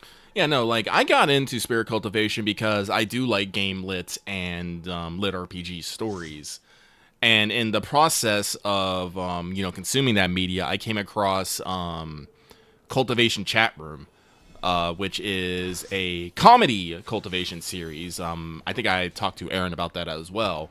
But that's what introduced me to the concept of cultivation, and kind of just spiraled from there. And like I said, I do like if anyone knows Lucky likes crafting and building and stuff, and alchemy and like elixirs and like spirit formations and stuff are all like very key points in spirit cultivation. So of course, I'm just all like, I would love to play a cultivator or run a cultivator game, and I'm wondering what systems are there out there. And unfortunately, the answer is not any, not really, no. For specifically spirit cultivation, no. There are a couple of wuxia style tabletop RPGs. Like ones that are like spot on are of Hearts of Wulin and Legends of Wulin. Hearts of Wulin is a Powered by the Apocalypse system game, so that's very easy to jump in.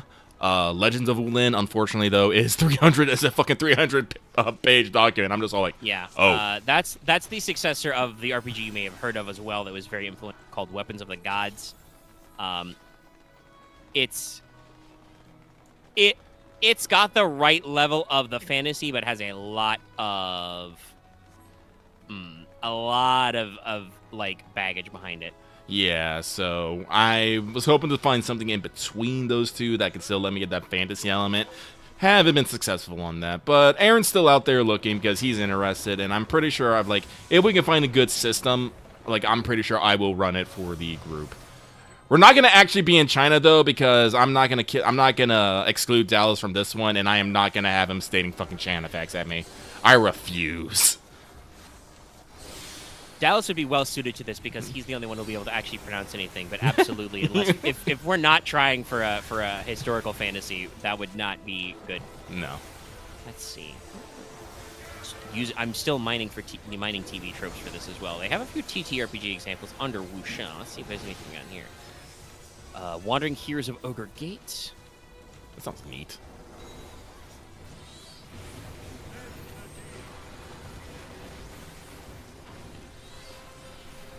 It has a list of over 180 separate entries of kung fu techniques. Monkey grabs the peach. My secret technique. Mm-hmm. Yeah, I don't it looks like it's got a little bit of flexibility, but yeah, I might get some more.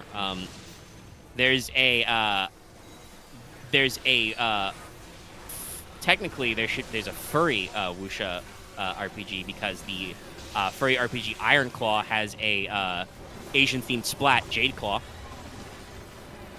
Why not? Why not? Why not? But yeah, the TV Tropes also does list Exalted here because, like I said, its use of stunts, martial arts, and charms are very much in that level. And certainly some of their heroes, some types of Exalted definitely probably feel that way of the Immortal Hero Cultivator type. Mm-hmm. But it was their first edition was in. Let me double check. When was the first edition actually published? First edition in 2001. Yeah, so like. They're still harkening back before this proto-genre was really formed.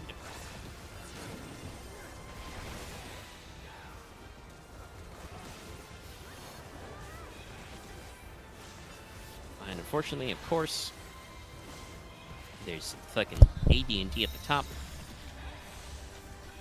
I mean, monks are super cool, but I don't know if I would want to go to AD&D to do fucking not every type of wuxia story.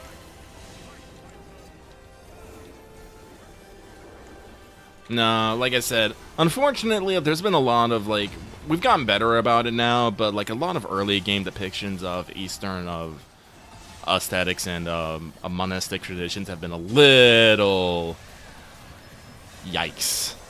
Yeah. Actually, I did something to kind of avoid some of that with one I was working on several weeks ago. I've cycled off to 4 different other projects because that's how I work. But I did a little bit of reorg of my Shadow Wizard game, and I originally had specifically culturally inspired names for the different foundations, but then I was like, nah, it's a little too on the nose. I don't want to be appropriative, and also I don't want to suggest that for instance, if you want to do the theme that is very much inspired by, Chinese fantasy of internal alchemy and, self-purification and improvement and whatever, if I give that an outright Chinese name, that implies that you have to be related to China to pick it up. That's not really how this works. The whole theme is that everything is just shades of the humans keep making up the same things. Everything is just fragments of the same holes over and over again. So it would totally be appropriate for people who are nowhere near China to still be struck by this, this style, this secret way of learning, this understanding of the words with a capital W, and would, basically fit into that foundation. So I just gave them all, nonsense names. I remixed a lot of the letters and syllables in some of the names to give them something hopefully unique feeling, while also still clearly wearing on their sleeve where the like aesthetics come from, but without necessarily like locking you into just being like, oh well, you're British, well you've got to be an oak keeper, you got to be a druid. No, it's not how it works. Anybody can be anything. Because, you know, as a weeb and also a, you know, an enjoyer of many other weird cultural touchstones from all over the world, it's fucking whatever, man. You know, who am I to say what you can and can't like?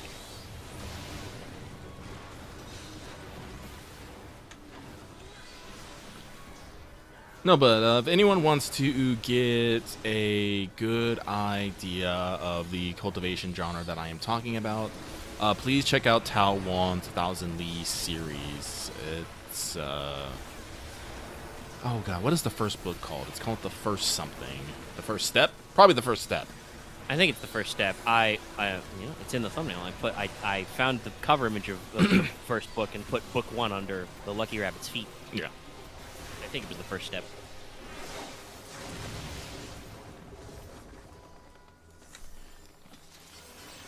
Ooh. Sorry, I'm just reading this TV Tropes line that I appreciate. Evil Chancellor. The good emperor, evil chancellor trope appears again and again. It's a Chinese history thing. And it really is. That's a lot of the problem with Chinese history is that you would, you know, carefully cultivate, haha. You know, these you know who was the heir to the empire for a long time, and people would probably try and do stuff to like shape them up into being decent at it. But a lot of times their advisors would just go like, no, wait, I can use this to keep power for myself. Oh, excuse me. But, so, honestly, with the whole spirit cultivation thing, I have decided that if I ever do get, like, if I can't find something, I will just make it myself. But that's going to have to wait till after Red Mist is done.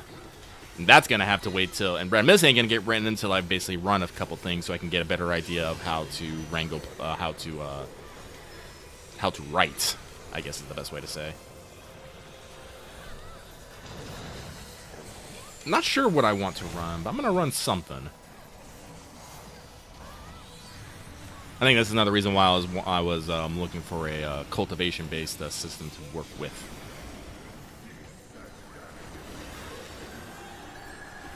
It's like just play something a bit more traditional, make you just a band of wandering heroes doing stuff, traveling the land.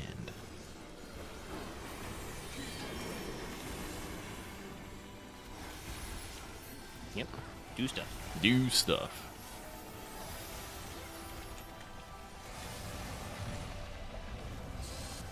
Oop, anyone step off? Oh, we lost a monk. Ha ha ha ha ha. That's probably ironic. It is a little bit. Because we're fighting Ralgar the Destroyer right now. You know, who has the Temple of the Fist. Yep. He's reaching you. He reaching. What's he doing? Red? Oh, blue, blue, blue. Well, that fucking machinist is about to die. Rip. Yep, there he went. It's gonna happen sometimes. Bye.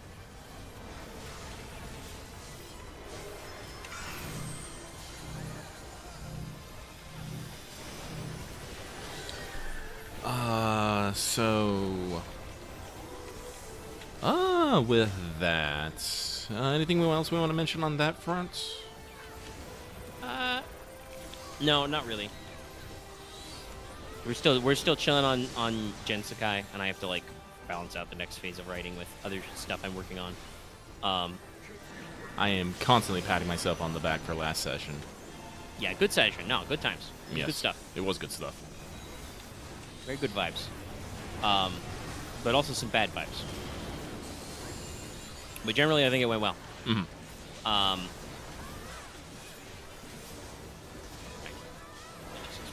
Scratch outs.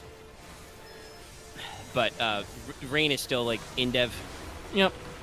I got a lot of my basic stretch around, and we took a moment to kind of like consolidate some stuff the other night. But like I said, I'm cycling through a few things that I need to keep up on, so I'm not running rampant on Rain like I was right away after Eaton Session 0. Like I said, it's a work in progress, and we're probably not going to be getting into it actually anytime soon. Just it's fun to talk about. I think it's fun to talk about anyway. Yeah.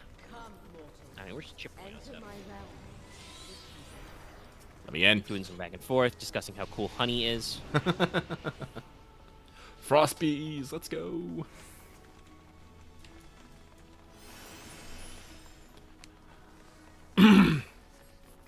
Also, just in general, bees are cool. Bees are cool.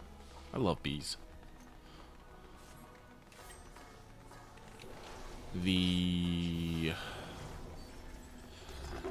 It's like I said, I think I've mentioned this before, but I am low-key excited for Phantom Liberty to come out, because I'm hoping you get that Singularity hack itch again and start writing on that again.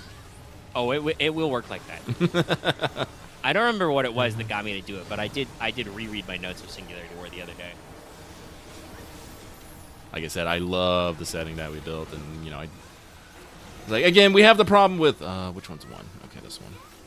If we did, like, we've talked about this before. I think this is like just a problem with like Powered by the Apocalypse and like other like things. And it's if you don't like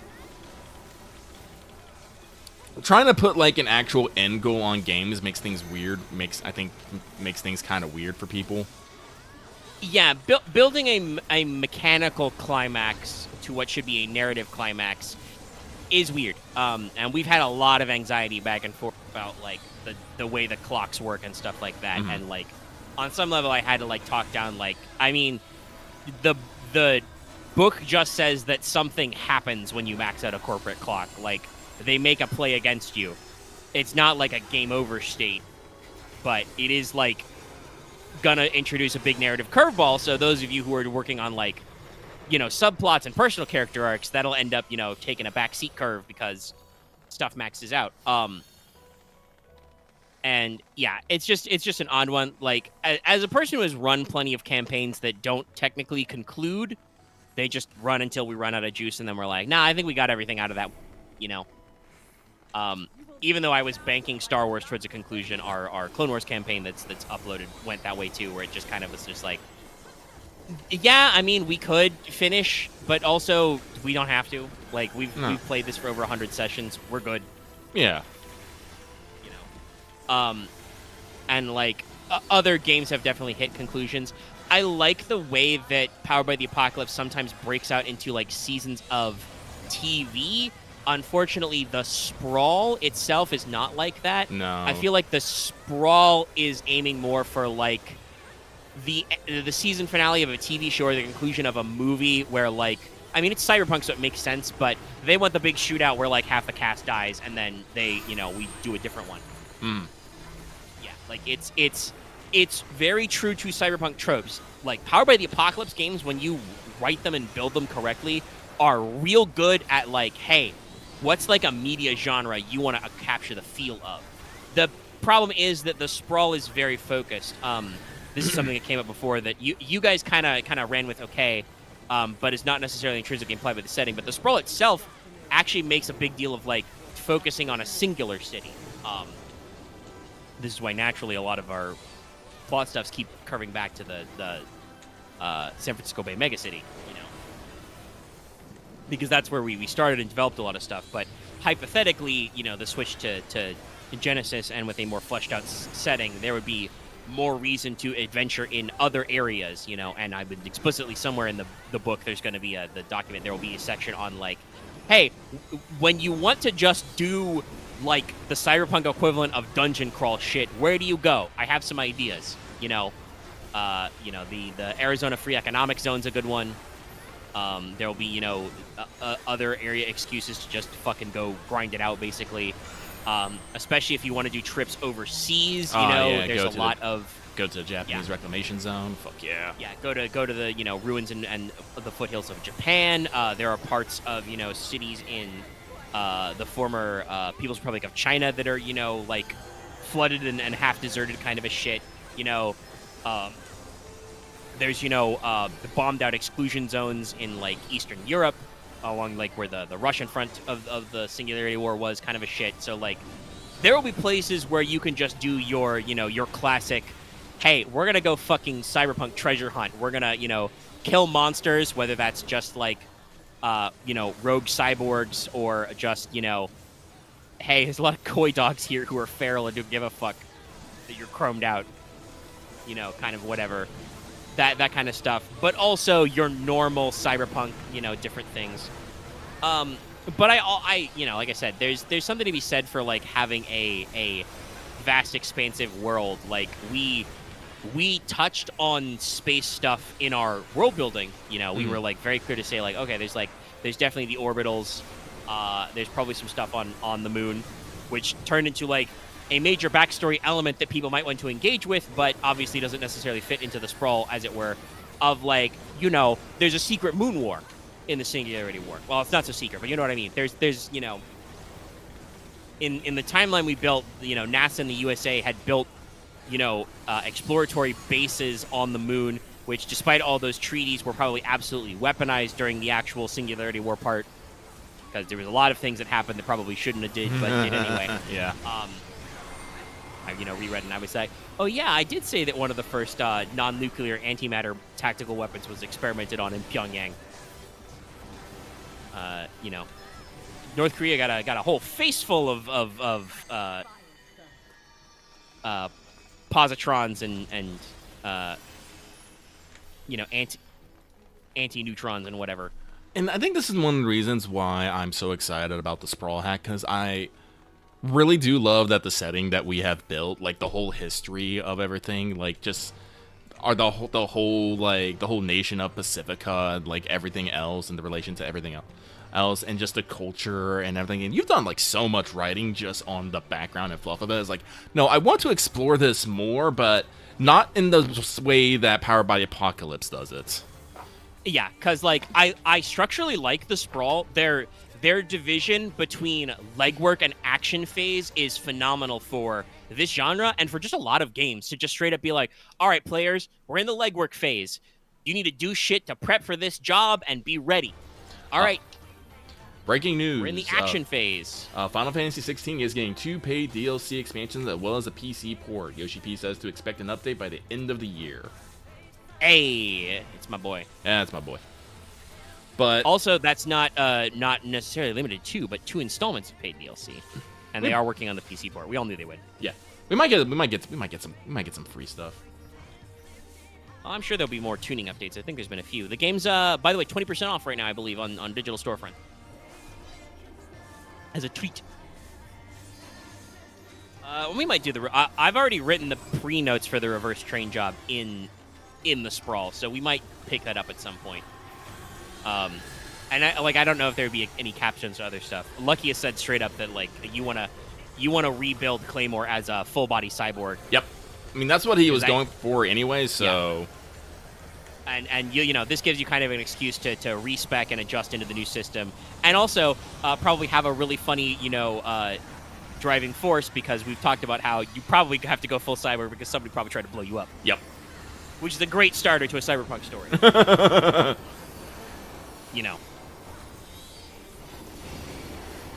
But there's definitely like stuff there, and like I said, a lot of this, I mean, our session zeros are popular for a reason, but we jammed on the Singularity War for like 5 hours, and then as I tried to like codify a lot of this lore, I went through it a lot with you guys, like the squad is the source of a lot of the names and the themes of these corporations, and then I just tried to make them fit our idea of the world we came up with. And yeah, I've done a lot of stuff that I would like to explore more, because logistically it's just never going to come up, in some cases.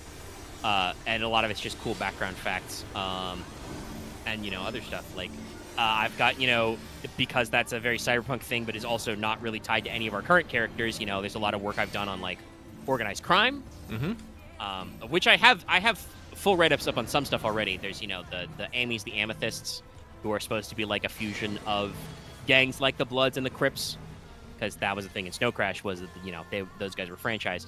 But also they're purple, so it's kind of a reference to the Third Street Saints. Also, by the way, I haven't talked about it yet, but we should say, big rip to Volition.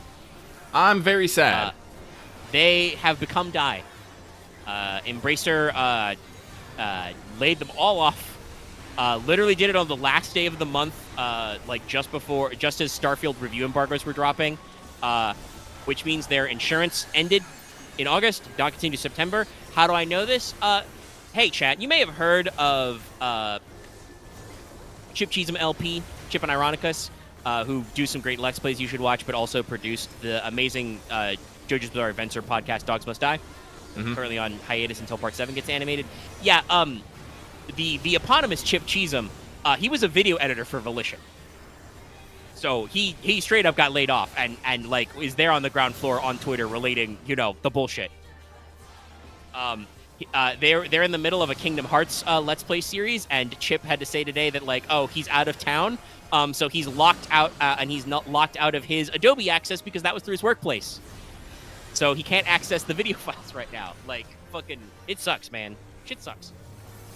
And this comes off like just on the news that Saints Row is gonna be free on PS Plus next month, which is wild because presumably Sony paid for those rights, right? Yeah, like, I don't know. They would have negotiated something to get in there. Like the Saints Row reboot game was just kind of like, I don't want to say aggressively okay. It was smoothly okay. Yeah, it was perfectly all right. Yeah, like it was not aggressively okay. It's like smoothly. It's like one step up. It's like it's a 6. Like it's not like they're not trying to like power tackle their way into being mid. They were just like, we're going to do what we do, and we're going to hope to hit a nice average grade. Let's try and get a C. Let's pass. And I'm like, yeah, no, I think they got it. And they've done, I haven't actually checked it out, but they've done free and paid updates to get into stuff. They added like a roguelite mode. They fixed a shit ton of bugs, allegedly. And I've always been open to getting back to the game. It's just that it's a very large disk size on my PS5 hard drive. I got new games to play technically, but like, man, I beat that game. I got credits to roll, and I was like, I think I did like almost all of the open world shit too, and I'm just like, nah, it was all right. I understand. Yes, there is an issue with a lot of writing these days. OSP has a whole long detailed diatribe about like superhero films and like a really good trope talk about the concept of bathos, which is kind of like that moment of lampshade hanging on emotional stuff where like the original intent was to point out when an author tried to go for an emotional beat and just bobbled it, so they ended up with something comedic. It was especially coined in reference to poetry, like poet, like 18th century poetry that was trying to be romantic and emotionally gripping, but it's way too in detail and just ends up comical. But nowadays, bathos is usually used to refer to that thing that happens in Marvel movies where characters will have a genuine emotional moment and then there'll be a beat and then there's a joke, there's a punchline to kind of like undercut the emotional honesty, which is a thing that I do think is unfortunately part of our current post-ironic zeitgeist, but also something I do hope writers get the fuck over. I can't wait for that cultural pendulum to swing back and people are just like, oh yeah, no, we can just be genuine. We could be cool. That's fine. Two bros can hug it out. That's okay. So like I think there are writing problems, and like there's a reason why people call out that just happened, because that has reached the point of being a trite cliche, right? I think we can say that's happened. It happens a lot, and I don't think it's always appropriate. You can use tropes are not bad, as TV Trope says. You can use tropes and even cliche ideas to do new things, but the things become trite and become cliche when you use them as a shorthand for just like, oh, we've got a spunky self-aware protagonist who, likes to comment on all the weird, wacky shit that's happening. Because unfortunately, the internet has beaten down poor writers after so many years for pointing and laughing and making fun of them when they have genuine emotional beats. Some of which are not well handled, but also sometimes people are just like, look at this loser unironically having feelings. Let us mock him. Ha ha ha ha ha. Get over yourself. You mock genuine feelings because you fear to experience genuine emotion yourself.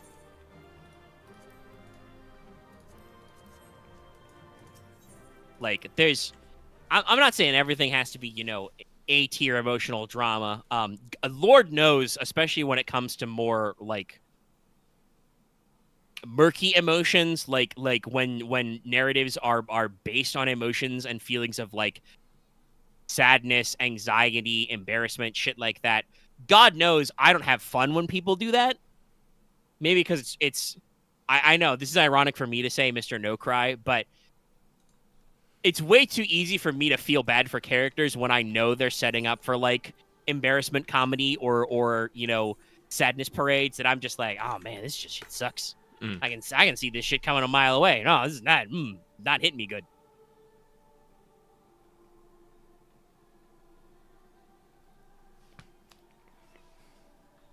Oh, they're at PAX West. That's where all this news is coming out from.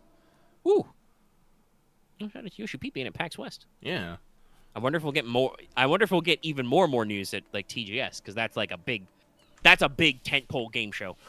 They said we should have news before the end of the year, so We'll see what happens. We'll see. But yeah, no. Apparently, Ben's like they did a whole panel thing. It was actually somewhat hilarious. But yeah, no, they're at the Seattle Shelton in Seattle. So, ugh. Also, yeah, no. I mean, that's the thing in general that we have not defeated toxic masculinity. Again, the fact that people are like going to bat for that thumbhead looking guy, Andrew Tate. Again, the dude looks like a thumb. I don't get it. And he has and as far as I can tell, he has the personality and the emotional depth of a thumb too. But admittedly that's a snap judgment from just probably seeing all the worst shit he's ever said. But it's pretty bad. It sucks. I kind of think he sucks. But that should let you know that toxic masculinity is alive and well, unfortunately. But I think great strides have been made and should be continued to be made that for dudes, for men, for boys, for lads, for however you want to fall into those categories. Physical, emotional, affectionate stuff is okay. You can bro shake, you can hug it out. Don't hug me. That's just a personal thing. But like, I'm not philosophically opposed to the concept of a hug. It's just that's just not, personally, that's not for me. Don't worry, you all can hug me twice, but unfortunately one of those hugs will be a bear hug. I love giving bear hugs. I pick you up, I crush your ribs. Firm handshake, eye contact. Again, philosophically, you shouldn't feel opposed to crying as a man. Like I said, I've gone through my like own emotional stage of like being a big crybaby as a kid, and like I didn't realize this was a switch I could fucking flip, but I flipped the switch where I don't cry a lot anymore.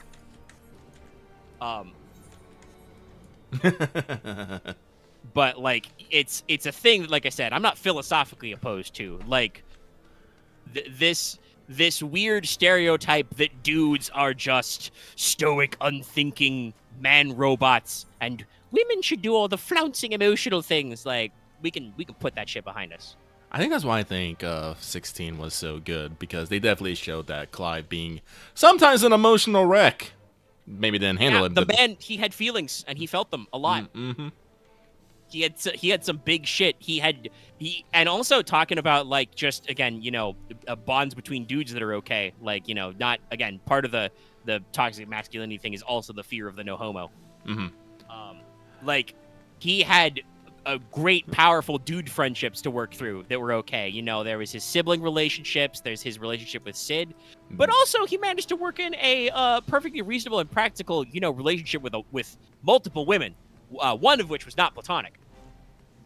At least one.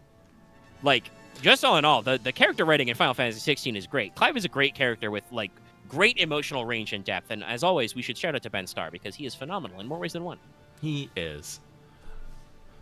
But nah, man, I haven't. How do I want to phrase this? I mean, we all know that you, Lucky, are not afraid to cry. I am not afraid to cry, and I am not afraid to hug a man. Hell, I've even kissed a man before, so yeah. What have you fuckers done? I like, especially in my adult, but even my teenage years, I've never felt anything weird about looking at another guy and being like, "Hey, man, you're looking good. Thumbs up." You know, nice haircut, good shave. You know, that's not like a sexual thing. That's just like I can acknowledge that like that guy's hitting it. He's got his riz on. Okay, he's going for it, which is good. People. It's funny to say this, but people should be okay to give and receive positive reinforcement.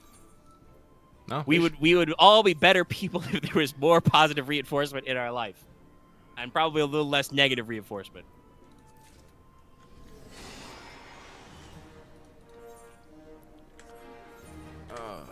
God, we were talking about video games in there somewhere, and I don't remember which one it was. We were on Saints Row. Oh yeah, I was talking about like emotional honesty, right? Yeah. I actually don't think that Saints Row's writing was that emotionally like disgenuine. Like when your character of the boss has that rant in the car where they just say fuck over and over again because they've just been, fired from their well-paying job that presumably would have had benefits that they have been fucked out of after not being paid for the other thing as well. Mm-hmm. That feels real to me. That's some real shit right there. Okay. Listen, no one is going. Look, I know people. People aren't going to be silent during that. They are going to talk to somebody, even if it's to rant on social media. And I don't know about you, but when I'm in a car and there's something I am going, well, fuck. I have this problem at work sometimes where I will just open my mouth and be like, I hate myself right now. When I fuck up something or anything, I just open mouth, say something. I'm just like, maybe shouldn't have said that so loud. Yeah, should have said that out loud. Yeah, but no. Like, I think I've talked about this. People, oh god, I feel like people just have the nostalgia goggles on way too fucking hard for Saints Row. Like, I was checking this is Lucky's Vice. I shouldn't do this, but I was checking like the comments in said announcement, and everyone's being go like, yeah, I'll never be good at Saints Row 2, and I'm just like, why are we on Saints Row 2 still? Also, was Saints Row 2 really that good? I don't think so. It probably wasn't. I think that was still in the era of GTA clone. And yeah, like I'm not gonna say that fucking Saints Row, our reboot here was great. Well, I guess it was allegedly on Microsoft Windows, so I can probably fucking try sometime. Can I buy Saints Row 2 on Steam? You probably can. Ugh. These are very mixed reviews. Hold on. Sorry, I'm looking at they've got the scores and stuff. So like, you've got some very highly praised ones. The official Xbox magazine gave it a 9. Yeah, it was on Windows. Well, it was on everything Oh. back in the day. It was on PS3 and an Xbox as well. Eurogamer gave it like a 9. IGN, depending on where you were, gave it different things. The UK version was 7.5, but the US version was 8.2. I guess this was back when IGN used decimals. Like that actually. By the way, that I think perfectly encapsulates. I suspect that a lot of the like themes and plot and setting of Saints Row probably don't hit quite the same way in the UK. Probably not. Also, yes, I'm pretty sure it was a bad port to PC because the Metacritic score for like PS3 and Xbox is like low 80s, PC 72. So I think it had a bad port, which means that no, it's on Xbox 360. That's probably backwards compatible. Again, one praise I will give to Microsoft is their backwards compatibility on Xbox has always been pretty clutch. The PS3 version, that's a whole thing you got to do to fucking dig that up and find a disc because the storefront doesn't work anymore. But the PC port is kind of bad allegedly. So yeah, maybe Saints Row 2 wasn't that good. I don't know. I constantly have to battle with people who who cannot help but compare something new to something old. When... God, yeah, I mean, we don't need to go back in that tank, but we bitched the bitching about Final Fantasy 16 for probably like a fucking month. Yeah. Because people would not shut the fuck up. And I guess we'll see if they put their money where their mouth is based on how well Sea of Stars does. Now that I think it needs that help, but... It's a good game. Because it's a good game that's doing very well. It technically has a higher Metacritic score than Final Fantasy 16. Though I do wonder if some of that might not be because of the baggage that 16 has, Yeah, that's the I was gonna bring up earlier. Like, I feel like 16 is getting a bad rap just because people are deriding it more than they actually should. Like, I don't think there's anyone actually really deriding Starfield. Like, people just accept, Bethesda's flaws as Bethesda's flaws, and that, weirds me out. Oh, other 16 announcements? Yeah. Costume DLC. Yeah, this is the free one. Yeah, new character skins. Let's go. You can get Icy Blue Tortle. Jill's skin is called Snow White. Teehee. That's neato. Oh, actually, you know what I'm hoping for from fucking Tokyo Game Show? You know what I want? I want news on the 14x16 collab. That's what I want. No, I'd love to hear that. Yeah. Ah, shit. Fuck. What? Sorry. Theater Rhythm Final Bar Line's Yeah. gonna get a season pass update, and it's gonna have fucking songs from 16. Shit. Yeah, they are. I saw that. Yep. Mm-hmm. Hide Hideaway, To Sail Forbidden Seas, Find the Flame, and Titan Lost. Ascension, which is the Bahamut theme. Fuck. Damn. They got me. They got you. But yeah, I'm interested to see as well what Yoshi P will put out for a collab event. But no, because what even could it? I mean, I already think I feel like there's some subtle vibes with the way parts of the Rising this year worked with your Phoenix, and some of its sounds it makes and stuff it does, fluttering around in a dream space where you meet Yoshi P. But yeah, like there's quite a few things they could do. I would just hope for some Clive Glams. We probably will get a Clive Glam. Probably. We usually get main character glams because we do have. Yep. We have Cloud. I do believe we have Squall. I do think you can get Zidane. Yep. I think that's the Tantalus set is the second one for veteran rank after Cloud. Yeah. I know you can get Lightning. Noctis you had to get during the collab event, but usually they give costumes. So yeah, the costume stuff would be good. I mean, I don't know exactly what it would be in the line, but I wouldn't mind a mount, maybe a Torgal pup minion.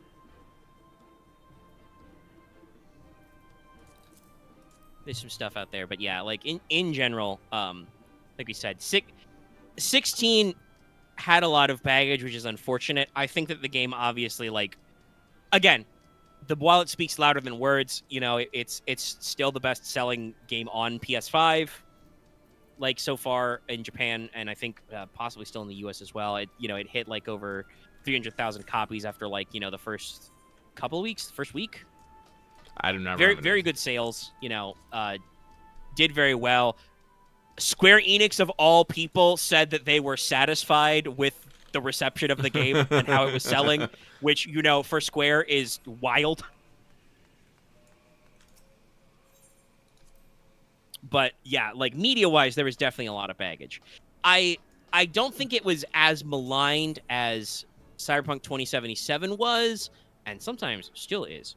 People still be fucking calling shots about that game's launch, and I'm just like, fucking get over it. It has been like 3 years. Jesus. But 16 definitely, like, was released into a troubled atmosphere because it was kind of at the center of a lot of stuff, right? Like, it's a new numbered Final Fantasy. Well, it's called Final Fantasy 16. What if I haven't played Final Fantasies 1 through 15? Doesn't matter. But also, what if I have played exactly one Final Fantasy? Usually, 7 or 8. And it's not like those things.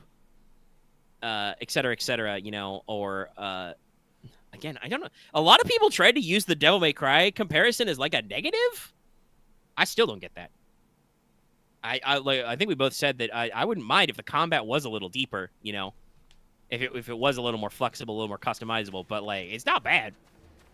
It served its purpose.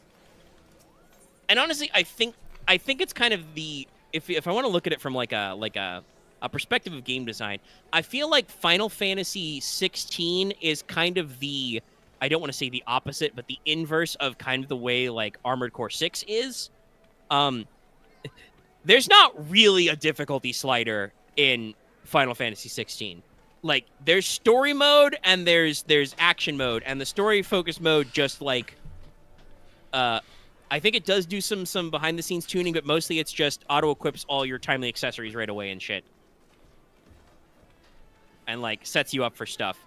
And you know, your default playthrough of the game, whether you're in action or story mode, will be very accessible and open, and you don't have to bronk it too hard.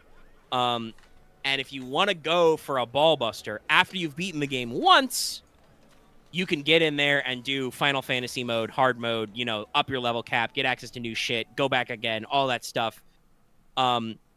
Which is not perfect. I understand that a lot of people like feel like they would have had more fun, more engagement if they were able to engage with that harder mode right away.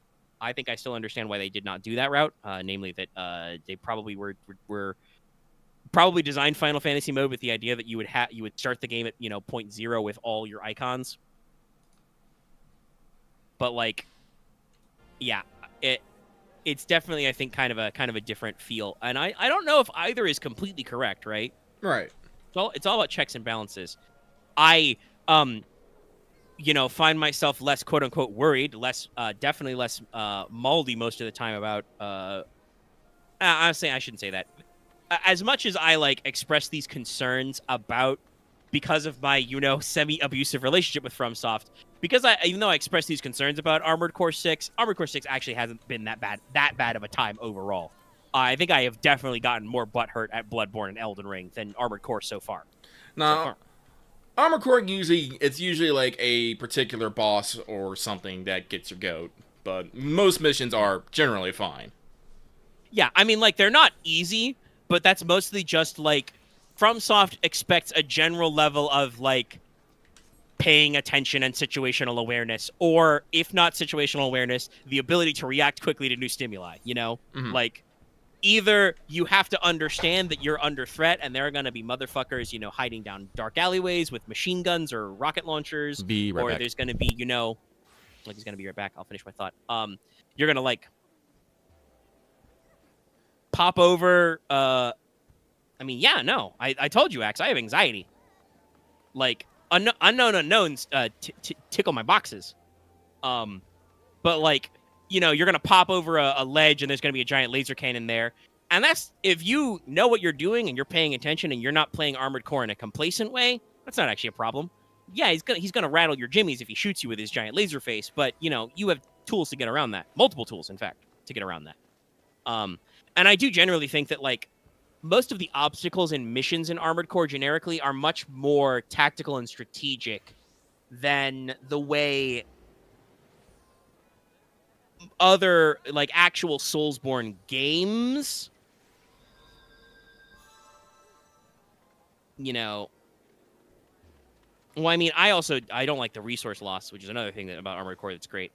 But also it's just like, I don't know. Like I said, all the way back from Demon Souls, I've always got the impression that, which at no point has any of the discussion about these games been alleviated, that I've always got the impression that Soulsborne games are out to get me. I mean, yeah, you can spend them. That's it. There's no bank for souls. God, if there was a fucking, not even let me keep my souls and shit after death. If there was a fucking bank for souls, that'd be great. And Elden Ring is honestly like the most approachable for that. Like that I feel like is the most least bullshit start. But like I said, ever since Demon Souls, I've always got the impression that Soulsborne games are out to get me. I, the player, and the enemy, everything is about fucking my shit up. Well, I don't know. Maybe again, that's probably the anxiety talking. But that's the thing. I feel like it is out to get me personally, especially when enemies do bullshit where they don't actually hurt each other or they won't fight each other, even though they probably should. But no, like everything is not safe. Everything is out to get you, and there are a lot of dumb, dirty tricks which are designed to kill your ass or seriously set you back or absolutely fuckle your shuckle. Out of nowhere, there's guys behind corners. There's the fucking Indiana Jones balls. You know, there's bottomless pits and shit. Like I said, I think Elden Ring is the most approachable game in the series. I still like. FromSoft is still not different enough that many games down the line that I still don't feel those anxiety pangs that I picked up from playing like somewhere between 5 and 10 hours of Demon Souls. The original Demon Souls, not the remake. I couldn't get that far. I got too annoyed by how much it still is clunky and out to kill my ass. I'm like, nah, no. Like, I enjoy experimenting. Some of this is a very beautiful remake. This is still not it, man. But, like, Armored Core is different. Like, I feel like its designs are much more tactical and strategic. So far, any, like, gotcha moments have been mostly, like I said, enemies operating from. And also, I want to, talk about specific decisions. I don't think I have any problem with enemies in stealth. Stealth has nothing to do with it. It's much more about the fucking bullshit with the camera, which is usually bad in those games and fighty, and they will abuse that to fuck you over by hiding guys around corners. And like just and I feel like the way those games are paced, every time you feel like I need to check around this corner, skeleton. Armored Core, like I said, is not that. There are technically corner skeletons, but again, it's usually just like, well, yeah, you're walking down a main road. There's a patrol of enemies here. What the fuck were you expecting, right? You're attacking a fortified position. They have static defenses. You shouldn't frontal assault an Operation Wall Climber. That's dumb. That's just not smart. And there's a whole mission that's full of nothing but weird, finicky stealth enemies. But because of the way they work, that's like a cat and mouse shit. I actually don't mind that level. I'm not very good at it. I think I've only gotten as high as a C on it. I haven't perfected my technique for killing those motherfuckers good. But, like, that one didn't really make me mad. I do feel like my time was wasted in some phases as they kept, like, adding more and more stealth bots. Well, I mean, yeah, that's the part. Like, some parts are telegraphed. Like, Stormville Castle, I was like, okay, front door doesn't fucking work. I'm gonna go around. Cool. Got it. But God, going around took a long fucking time. Also, going around led me to the thing I will still not be over, and I think I will never be over. The trauma I've picked up from fucking, nothing ever emotionally, mentally, spiritually, physically prepared me for giant eagles with swords strapped to their legs throwing explosive barrels. I don't think any of my life experience could have prepared me for that one. I still feel unprepared, even though I have seen those guys. I have beaten their asses so many times. I'm like, several bosses and zones past that area. I bet, I mean, obviously I'm out of practice, but I bet if I went back there today, I would still get my ass clapped by those guys if I wasn't on my A game. Like, fucking, like, there's a level of just, like, normal shit and then just shit you're not emotionally ready for. I mean, I know it's not a COC. I'm not afraid. It's just I have no context for this problem. Nothing prepared me for this. And I will always remember the first time one of those guys with fucking sword strapped to his talons, I saw him holding a barrel and I was like, what the fuck, he has a barrel? Then the bird does a fucking barrel toss at me somehow. Again, don't ask me on the physics of how that bird was able to carry a barrel with its sword feet and then throw it at me. And then it fucking exploded and I was like instantly dead. And I'm like, what the fuck? What just happened? Is this legal? And unfortunately, that's the nature of, like I said, of Soulsborne games. Soulsborne games, not all the time, but they hit me with that move enough that I'm just like, I have to learn to expect it. Otherwise, I'm going to keep getting got by this dumb shit. I need to condition myself to be prepared for eagles with sword feet throwing explosive barrels. And, you just get used to it. The problem is that then you get too used to it. You get over the complacency hill, and that's also where I got a lot in these games. Like I said, Armored Core hasn't hit me with the complacency hill. I'm still... I don't think I have high enough quality parts and generators and shit that I'm like, I can, like, build a super tanky, chunky build. I probably want to try, like tank treads or tetrapods sometimes and just make a heavy mech motherfucker who just laughs at your bullets. I haven't really tried that out yet. Mostly I'm about speed and just like the normal rule of just, hey, don't get hit, stupid. Yes, the healer can heal you if you stand in the piss puddle, but you know what would be better? Don't stand in the piss puddle.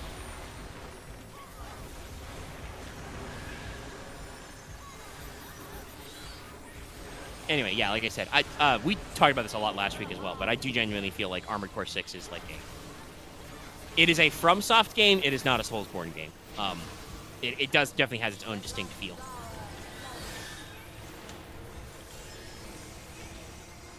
Good to see checkerboards haven't gone out of style. Yeah.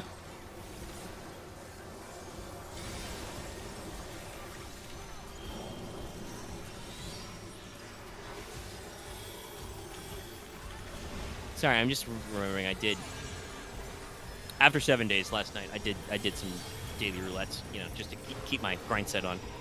Oh no! As usual, picking up some good new memories. I got fucking Dismal Darkhold as a healer. That place just loves you. Yeah, I know. I've gotten it like twice on roulettes, and it fucking sucks every time because somebody doesn't understand the mechanic or, you know, the. Honestly, I think you just shouldn't do wall to wall in Dismal Darkhold. Like, it's way too easy to get in a room where the giant eyeball is just going to be kicking your ass constantly. You should probably chip away at enemies. But no, our tank was just like, fuck it, we ball, and went into the room, and you know, some people died. We did a wipe on that one spot where me and the boys, we infamously did that wipe where I said I will never voluntarily enter Dismal Darkhold again. That room got me again, and I was a healer.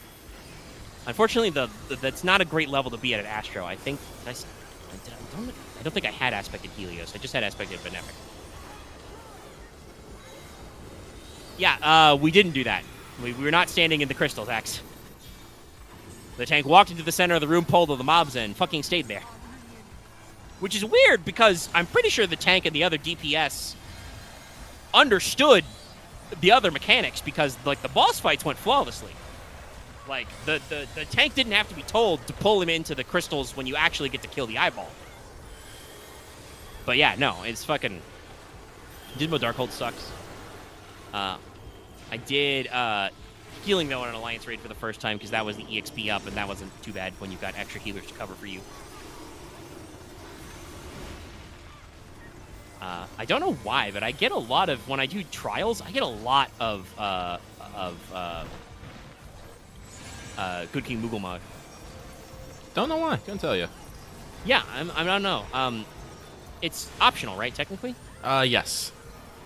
Yeah. You know, so, like, I don't get it. I mean, I know, because I've picked up a few of them. I think some people might run it for the Moogle weapons. Yeah. Also, it appears on books fairly regularly. Ah, okay, that might be it. But also, I usually see, like, maybe one person with a viewing cutscene on it. So I don't know if they're new or they're just not turning it on. But yeah, we see that one a lot, which is weird. It's been a few days, so knock on wood, it doesn't happen to me like tonight. But I haven't seen the Chrysalis in a while. I did have a run where I got that one a lot, but that's at least MSQ.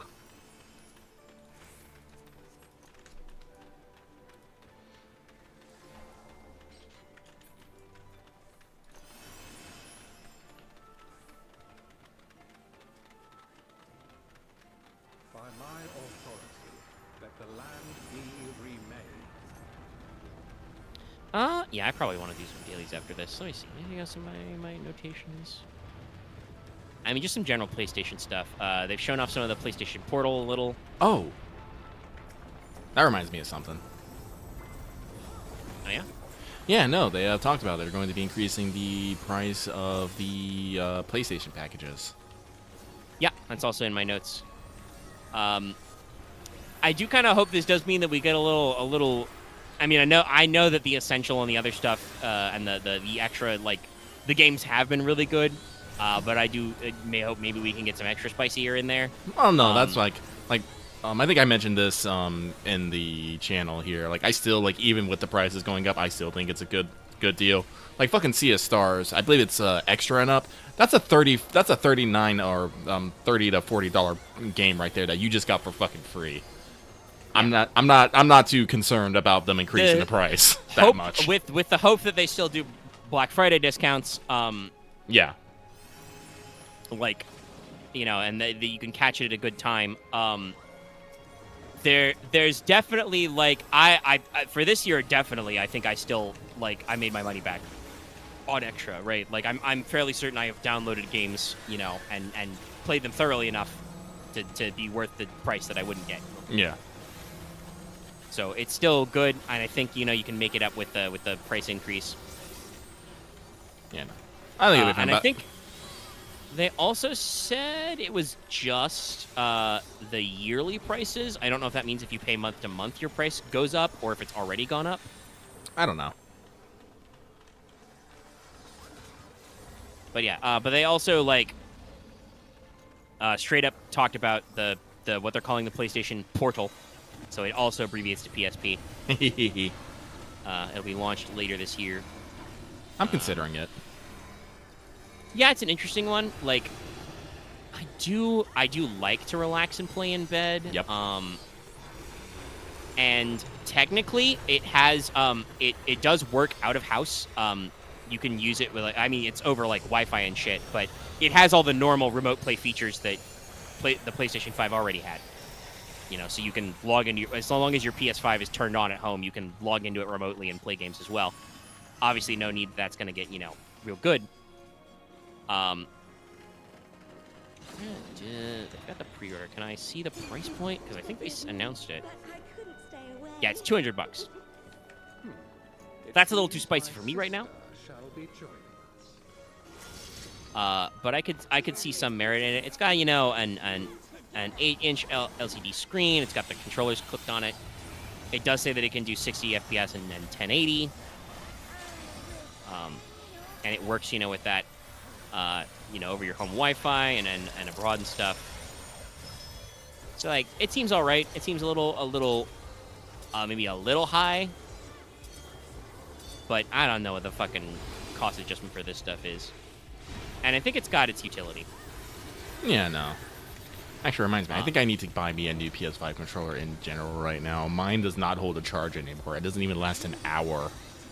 Ooh, that's bad. Yeah, that means the battery's gone. Yeah.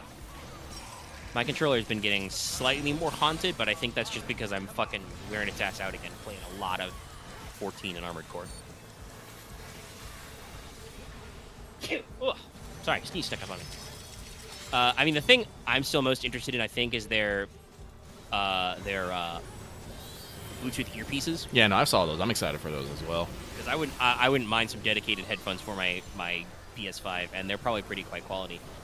In general, it's not super talked about, but it was a talking point a few weeks ago that like Sony has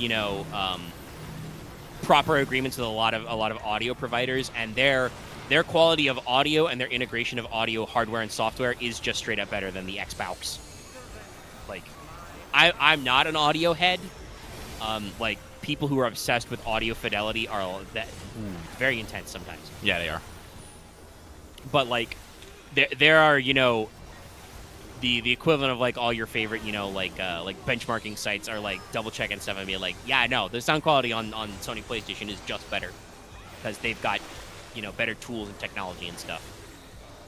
Because they are Sony, which means they're PlayStation is just one arm of Sony. Who have a music division and fucking they've been working in electronics like audio shit for a long time.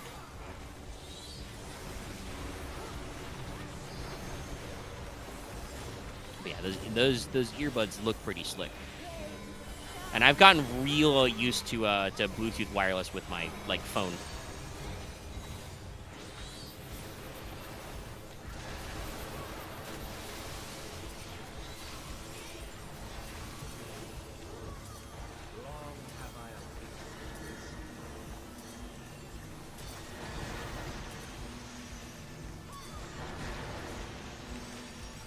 People are getting yeeted. There we go. Yeah, watch out for it.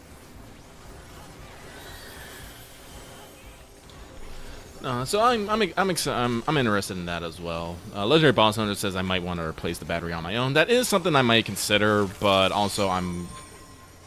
At the very least, if you're gonna try and do some of that work on your own, you need to budget the replacement just in case some shit goes bad. Yeah.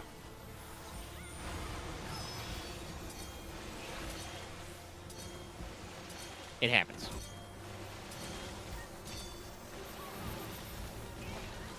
Also, But that stuff's pretty cool. also you got to remember, on PS5 also does have a joystick controller, and the haptic trigger on the the left side's a little wonky. So I don't know. Maybe taking it apart, maybe I can fix some of it, but.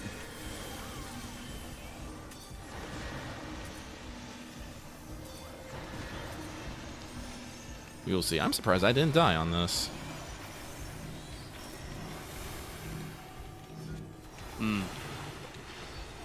Sorry, I'm just seeing some conflicting news here. Oh, what's up? It's the top story I'm looking on the news, but like at one case, some people are like, PlayStation Plus users are canceling subscriptions because of the price hike. But then also Game Rant is like, Sony stock jumps after controversial PlayStation announcement. So, well, welcome to fucking news. yeah, that's how it is. So hey, will it work? I don't know. Honestly, I don't know. I mean, I'm sure it is good for shareholders. You know, they're spicing it up. I don't think as many people are gonna drop their. Oh no, people will say they're gonna drop and then they don't. That's literally what happened with Netflix's password sharing thing. Everybody says they were gonna fucking cut the cord. Netflix gained like twice as many users as they projected they would from this trick. So, yeah. Womp womp. Womp womp. And like I said, if anyone does the actual math, like, yeah, the price hike, you're still saving money, so. But the,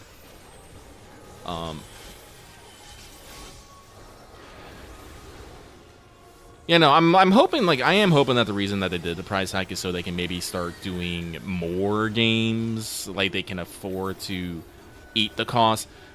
To like put like games more like do more. I honestly do think that the reason that they're doing it is so they can do more day and date games. Yeah. Because that's not something they want to be committed to. Because I'm sure that does cut into everybody's profit. Yeah. And there's been a lot of back and forth like on whether or not games actually like make their maximum amount of money when they do day and date on Xbox Game Pass. Mm-hmm. Like there people have done stats tracking, and it does kind of seem like it's over, up and down, and like not necessarily always the actual best for the studio's profit margins. Yeah. But also there are a lot of games that are kind of like you say very very mid or kind of situational buys that if they were, you know, day and date would be picked up. And also like with Sea of Stars, like with Stray, you know, last year, like they've done it enough times that I'm like, no, this is nice. I would like this more, you know. Mm-hmm. But yeah, I like I said, I assume they're not doing it just for raw money, especially after like considering that it does not done deal for sure, but it does seem like the Xbox and, you know, Blizzard Activision merger is going to go through. I feel like they would probably not be doing like dumb moves to like slash and burn their profit, but would be more like, hey, we need to like figure out how to improve our service. Well, if we charge a little bit more, maybe we can get more games onto our, you know, system right away. That's my hope. God, imagine. I mean, kind of not because well, we'll see when they bust out, you know, Steelbooks and stuff. But God, imagine if they announce it's already exclusive. But imagine if they were like, hey, Final Fantasy VII Rebirth, day and date if you have, you know, PlayStation Plus Extra. That'd be pretty baller. I don't think Square's going to go for that. No, Sony would have to give them a lot of money after they've already probably given them a lot of money. But that would be the kind of zinger we're looking for. Though, God, imagine if they fucking, you know, they managed to, like, I'm just waiting for I don't think it'll happen just because of all the animosity about it. Like, there's fucking court documents and, like, release shit showing that it seems like Phil Spencer kicked Xbox to buy Bethesda because he was worried that Sony was talking about making it at least timed exclusive to PlayStation. Which, you know, like I said, that feels like there's some a little bit of acrimony there. But it would be very funny if, like, they announced, like, the reverse of, like, the PlayStation PC announcement, and they're like, oh, hey, by the way, Starfield's coming to PlayStation in the year, like, 2025. We found enough money. I don't, like I said, I don't think that's going to happen with Starfield specifically, just because it feels like for some reason, again, considering that its Metacritic score is basically the same as another game that, you know, was in development for like 6 years and, you know, was console exclusive. So, you know, yeah, Sony could have had two exclusives that were really cool, maybe, if they did actually go forward with that. But, like, otherwise it kind of seems balanced out. I'm talking about, again, Final Fantasy 16, the way its scores kind of shook out. But, like, I think it would be kind of funny if they could actually, like, come to grips and go it back. Because this is another thing that is explicitly mentioned in the court documents in that hearing. Bethesda doesn't give a fuck. I think we have emails from like Todd Howard. I forget the other big guy at Bethesda. Pete Hines? Pete Hines, yes, thank you. He was like it starts with the P, but I try not to say Phil Spencer again. Yeah, but there are emails from like Pete Hines or from Todd Howard, which are straight up just like, yeah, we don't fucking care. You know, we'd straight up saying like, hey, Xbox has told us to cancel the PlayStation version of this, so you know that's what we do. There could have been a PlayStation version of Redfall, and honestly, I think if it was multi-platform, people probably would have cared less. But Xbox was really trying to sell it as an exclusive.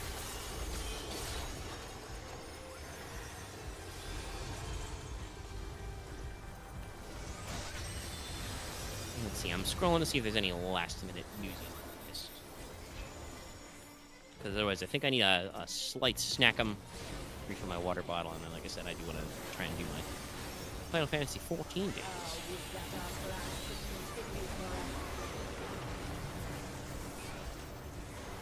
No, I don't think I got anything else to talk about either. That does remind me, though. I'm still thinking, like, fucking... It's pretty freaky that, like... I'm sure most of chat remembers, but, you know, sometimes I think to myself, oh, yeah, they announced Elden Ring DLC. We still don't have any detail on when the fuck that is. Which is, you know, very impressive considering their game is, you know, very, very big and successful anyway, and they got some oncoming stuff. It's...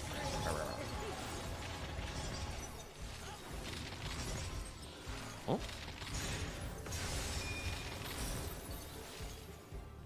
Is that true? Hold on. What's up?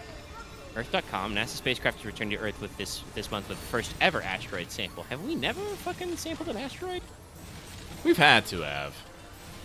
I know we got some caught in our Lagrange points.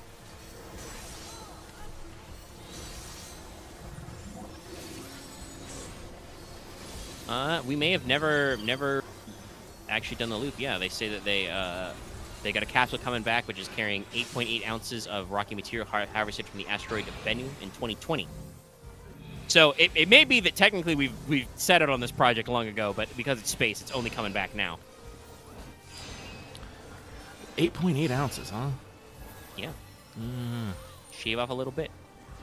By the way, fun fact for the people at home, the asteroid Bennu is the asteroid that Moriarty tries to shoot us with in Shinjuku. Really? Yes. He called out that it's the asteroid Bennu. It's an actual asteroid. It is actually, I believe, in like our top 10 risk category of possibly hitting Earth. There's like a 1 in 800 chance it hits sometime from like 2140 something to 2280 something.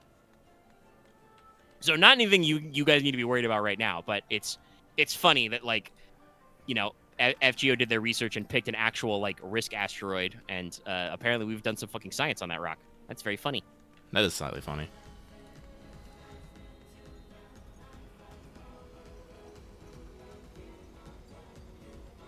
Oh, actually, we should mention, I haven't watched it. I don't think you've watched it, but Netflix One Piece came out. Yep. And it's not terrible. No, audience say it's pretty good. Critic reviews generally people like it. Critic reviews are a bit more up in the air. A lot of people are calling IGN bullshit.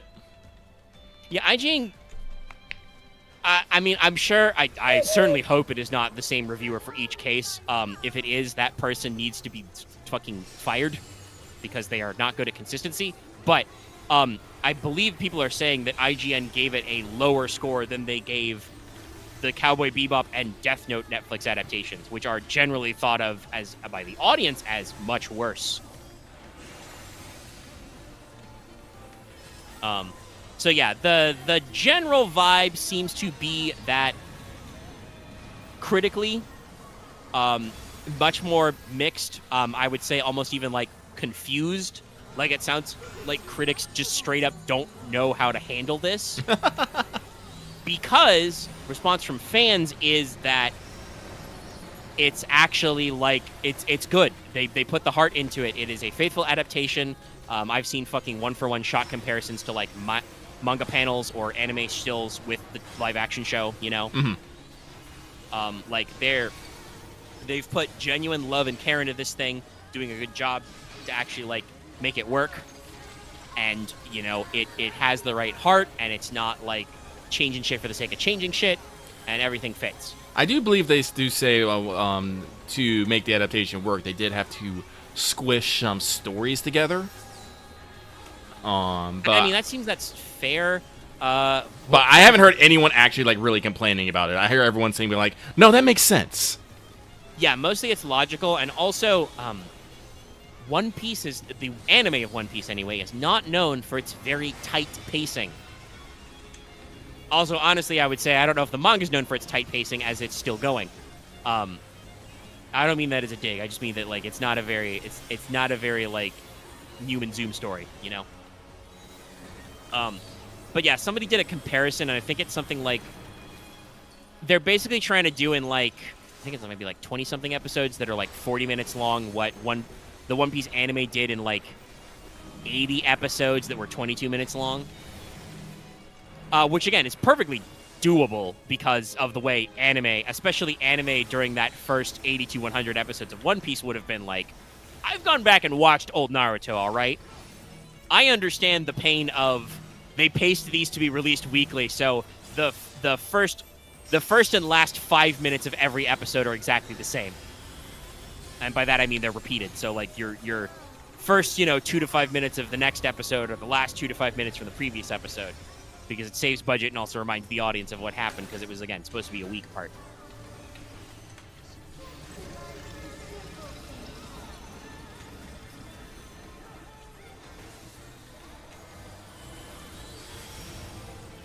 Man, I'm bad at this game. But no, like I am glad that we're having like everyone knows me. I'm not into One Piece, just in general. It's too much, literally too much for me. But I am glad that people are getting what we can call a very good product. Like I am happy for this. And I'm hoping that studios going forward will look at this and realize that maybe they don't need to go so fucking crazy with their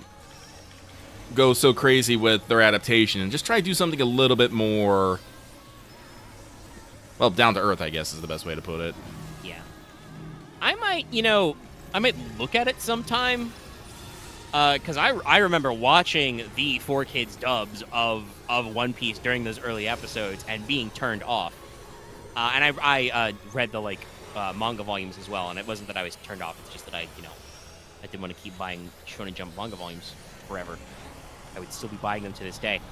But like that was more manageable. So I'm kind of interested to see how they handle some of that stuff. Because that at least I'd have a point of comparison for some of those early arcs. But yeah, hey, good for them. Again, ever since seeing the trailers and the advertisements, I've been like of two minds of just like, oh my god, this is gonna be terrible, but also like I hope it's not terrible. Again, like I don't wish ill on this studio.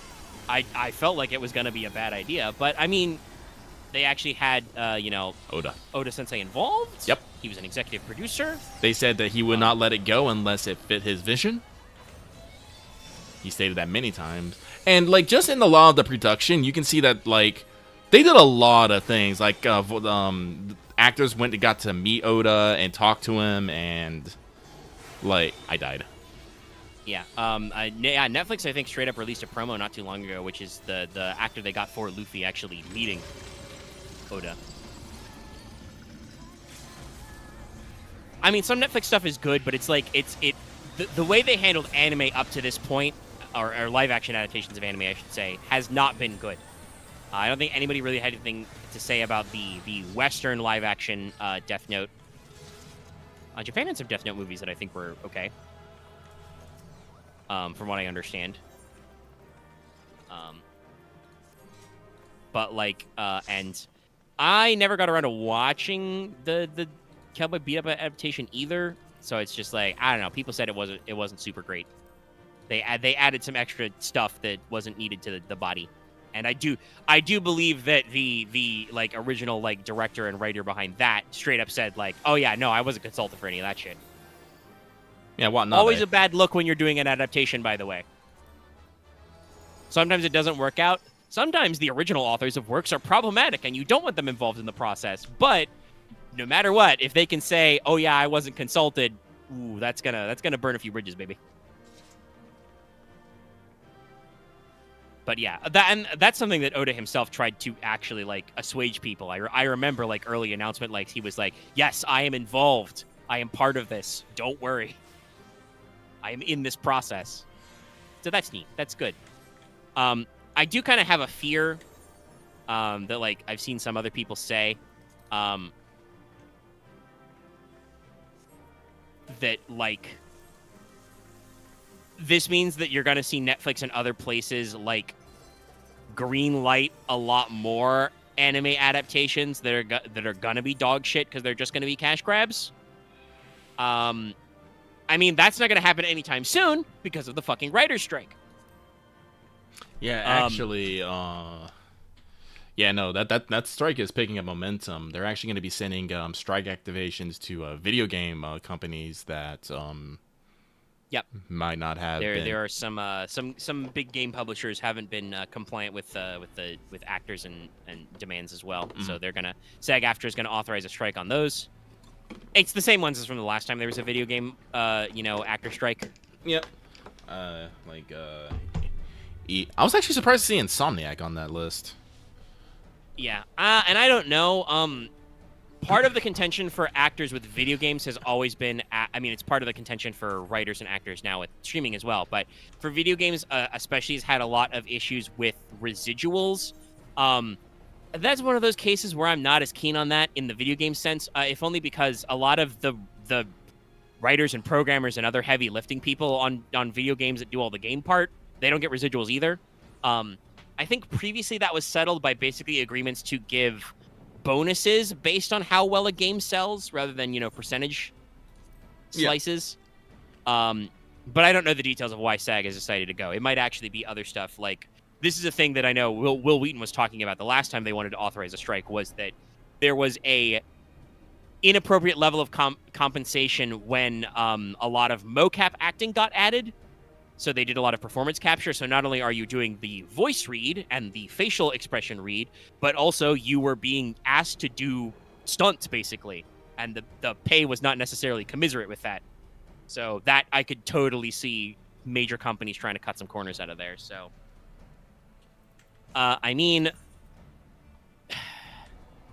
not that it's necessarily a good thing, but that will not have the same stoppage effect on video games as it will on Hollywood. Because video games have always done a certain amount of non-union acting, and will,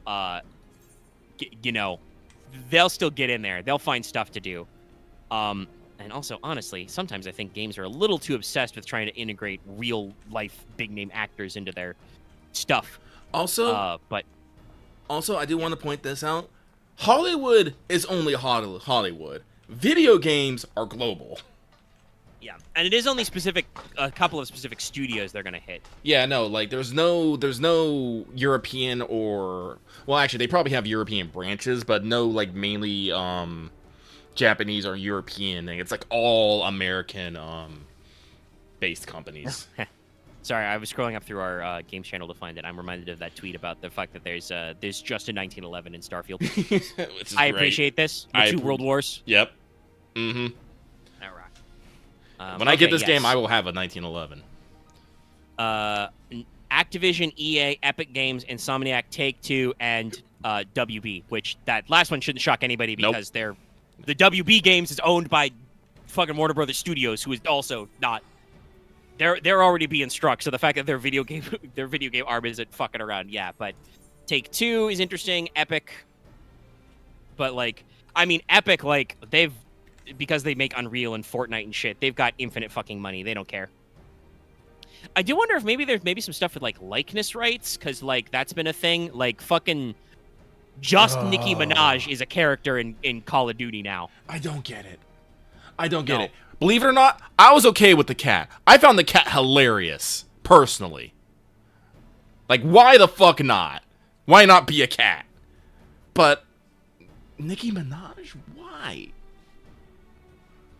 I mean, I wouldn't be shocked if she might be a gamer. I mean, yeah, I know that's true for a couple of people in rap and hip hop scenes. This is good. There's a lot of rappers and hip hop artists who are big in anime. Yeah. So like shit's more common than you think. Yeah. There's definitely some possible overlap. But also Call of Duty Warzone specifically is just trying to be Fortnite, but by Activision. And I mean, it's one thing to chase the dragon there, but I think the ship has sailed. Like, I'm not really interested in Fortnite and all their bullshit, and I would never want to give them any of my money, but there's just something about the scope. I remember I saw a clip from a Russian Badger video where he was like, because he did a Fortnite video, which I haven't watched on principle, but I've seen some clips where he talks about how he would never imagine a world where Chun-Li could cap Darth Vader with a shotgun, while Thanos, does the floss, right?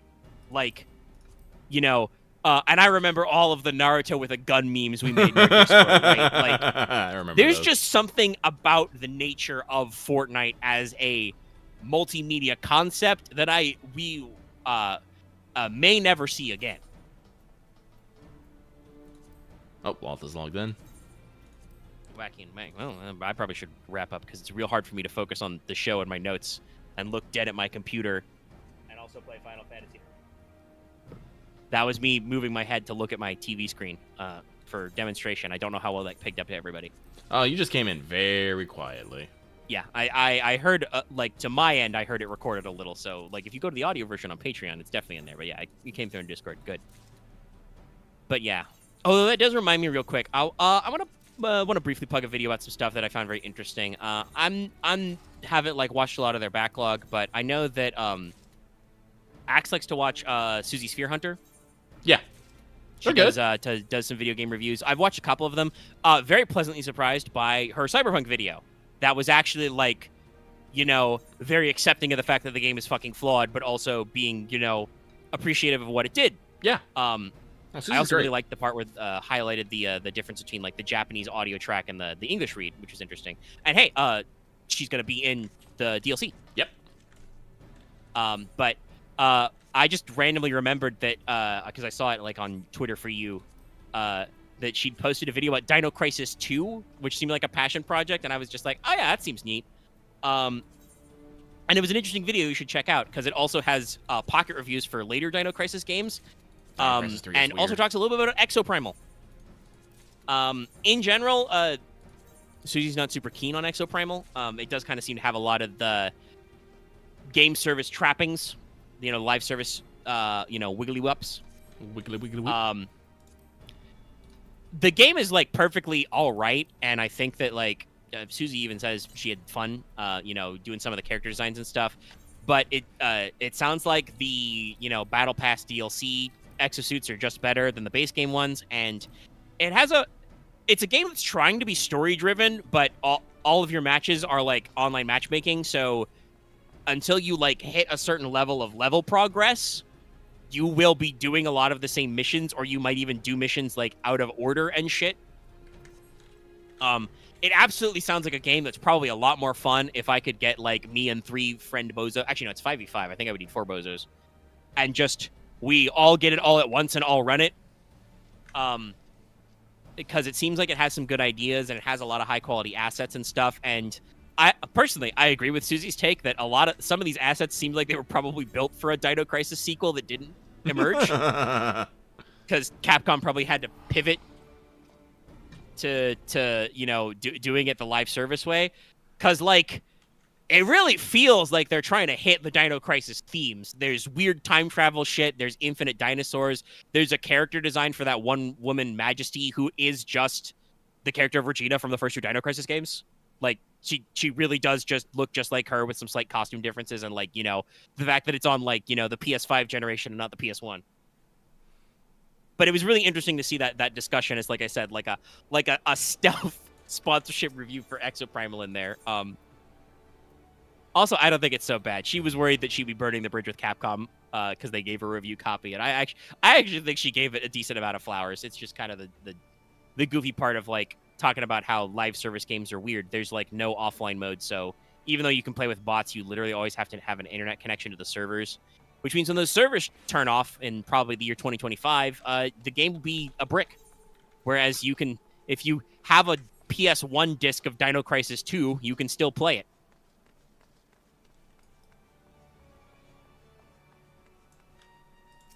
But yes, okay. Time to go. I'm getting a little bit of headache. We've hit the 3-hour mark, Omega. It's okay. We hit the 3-hour mark. Yeah, I need to suck up some water. Take some ibuprofen. Get a snack. Eat a cheese stick.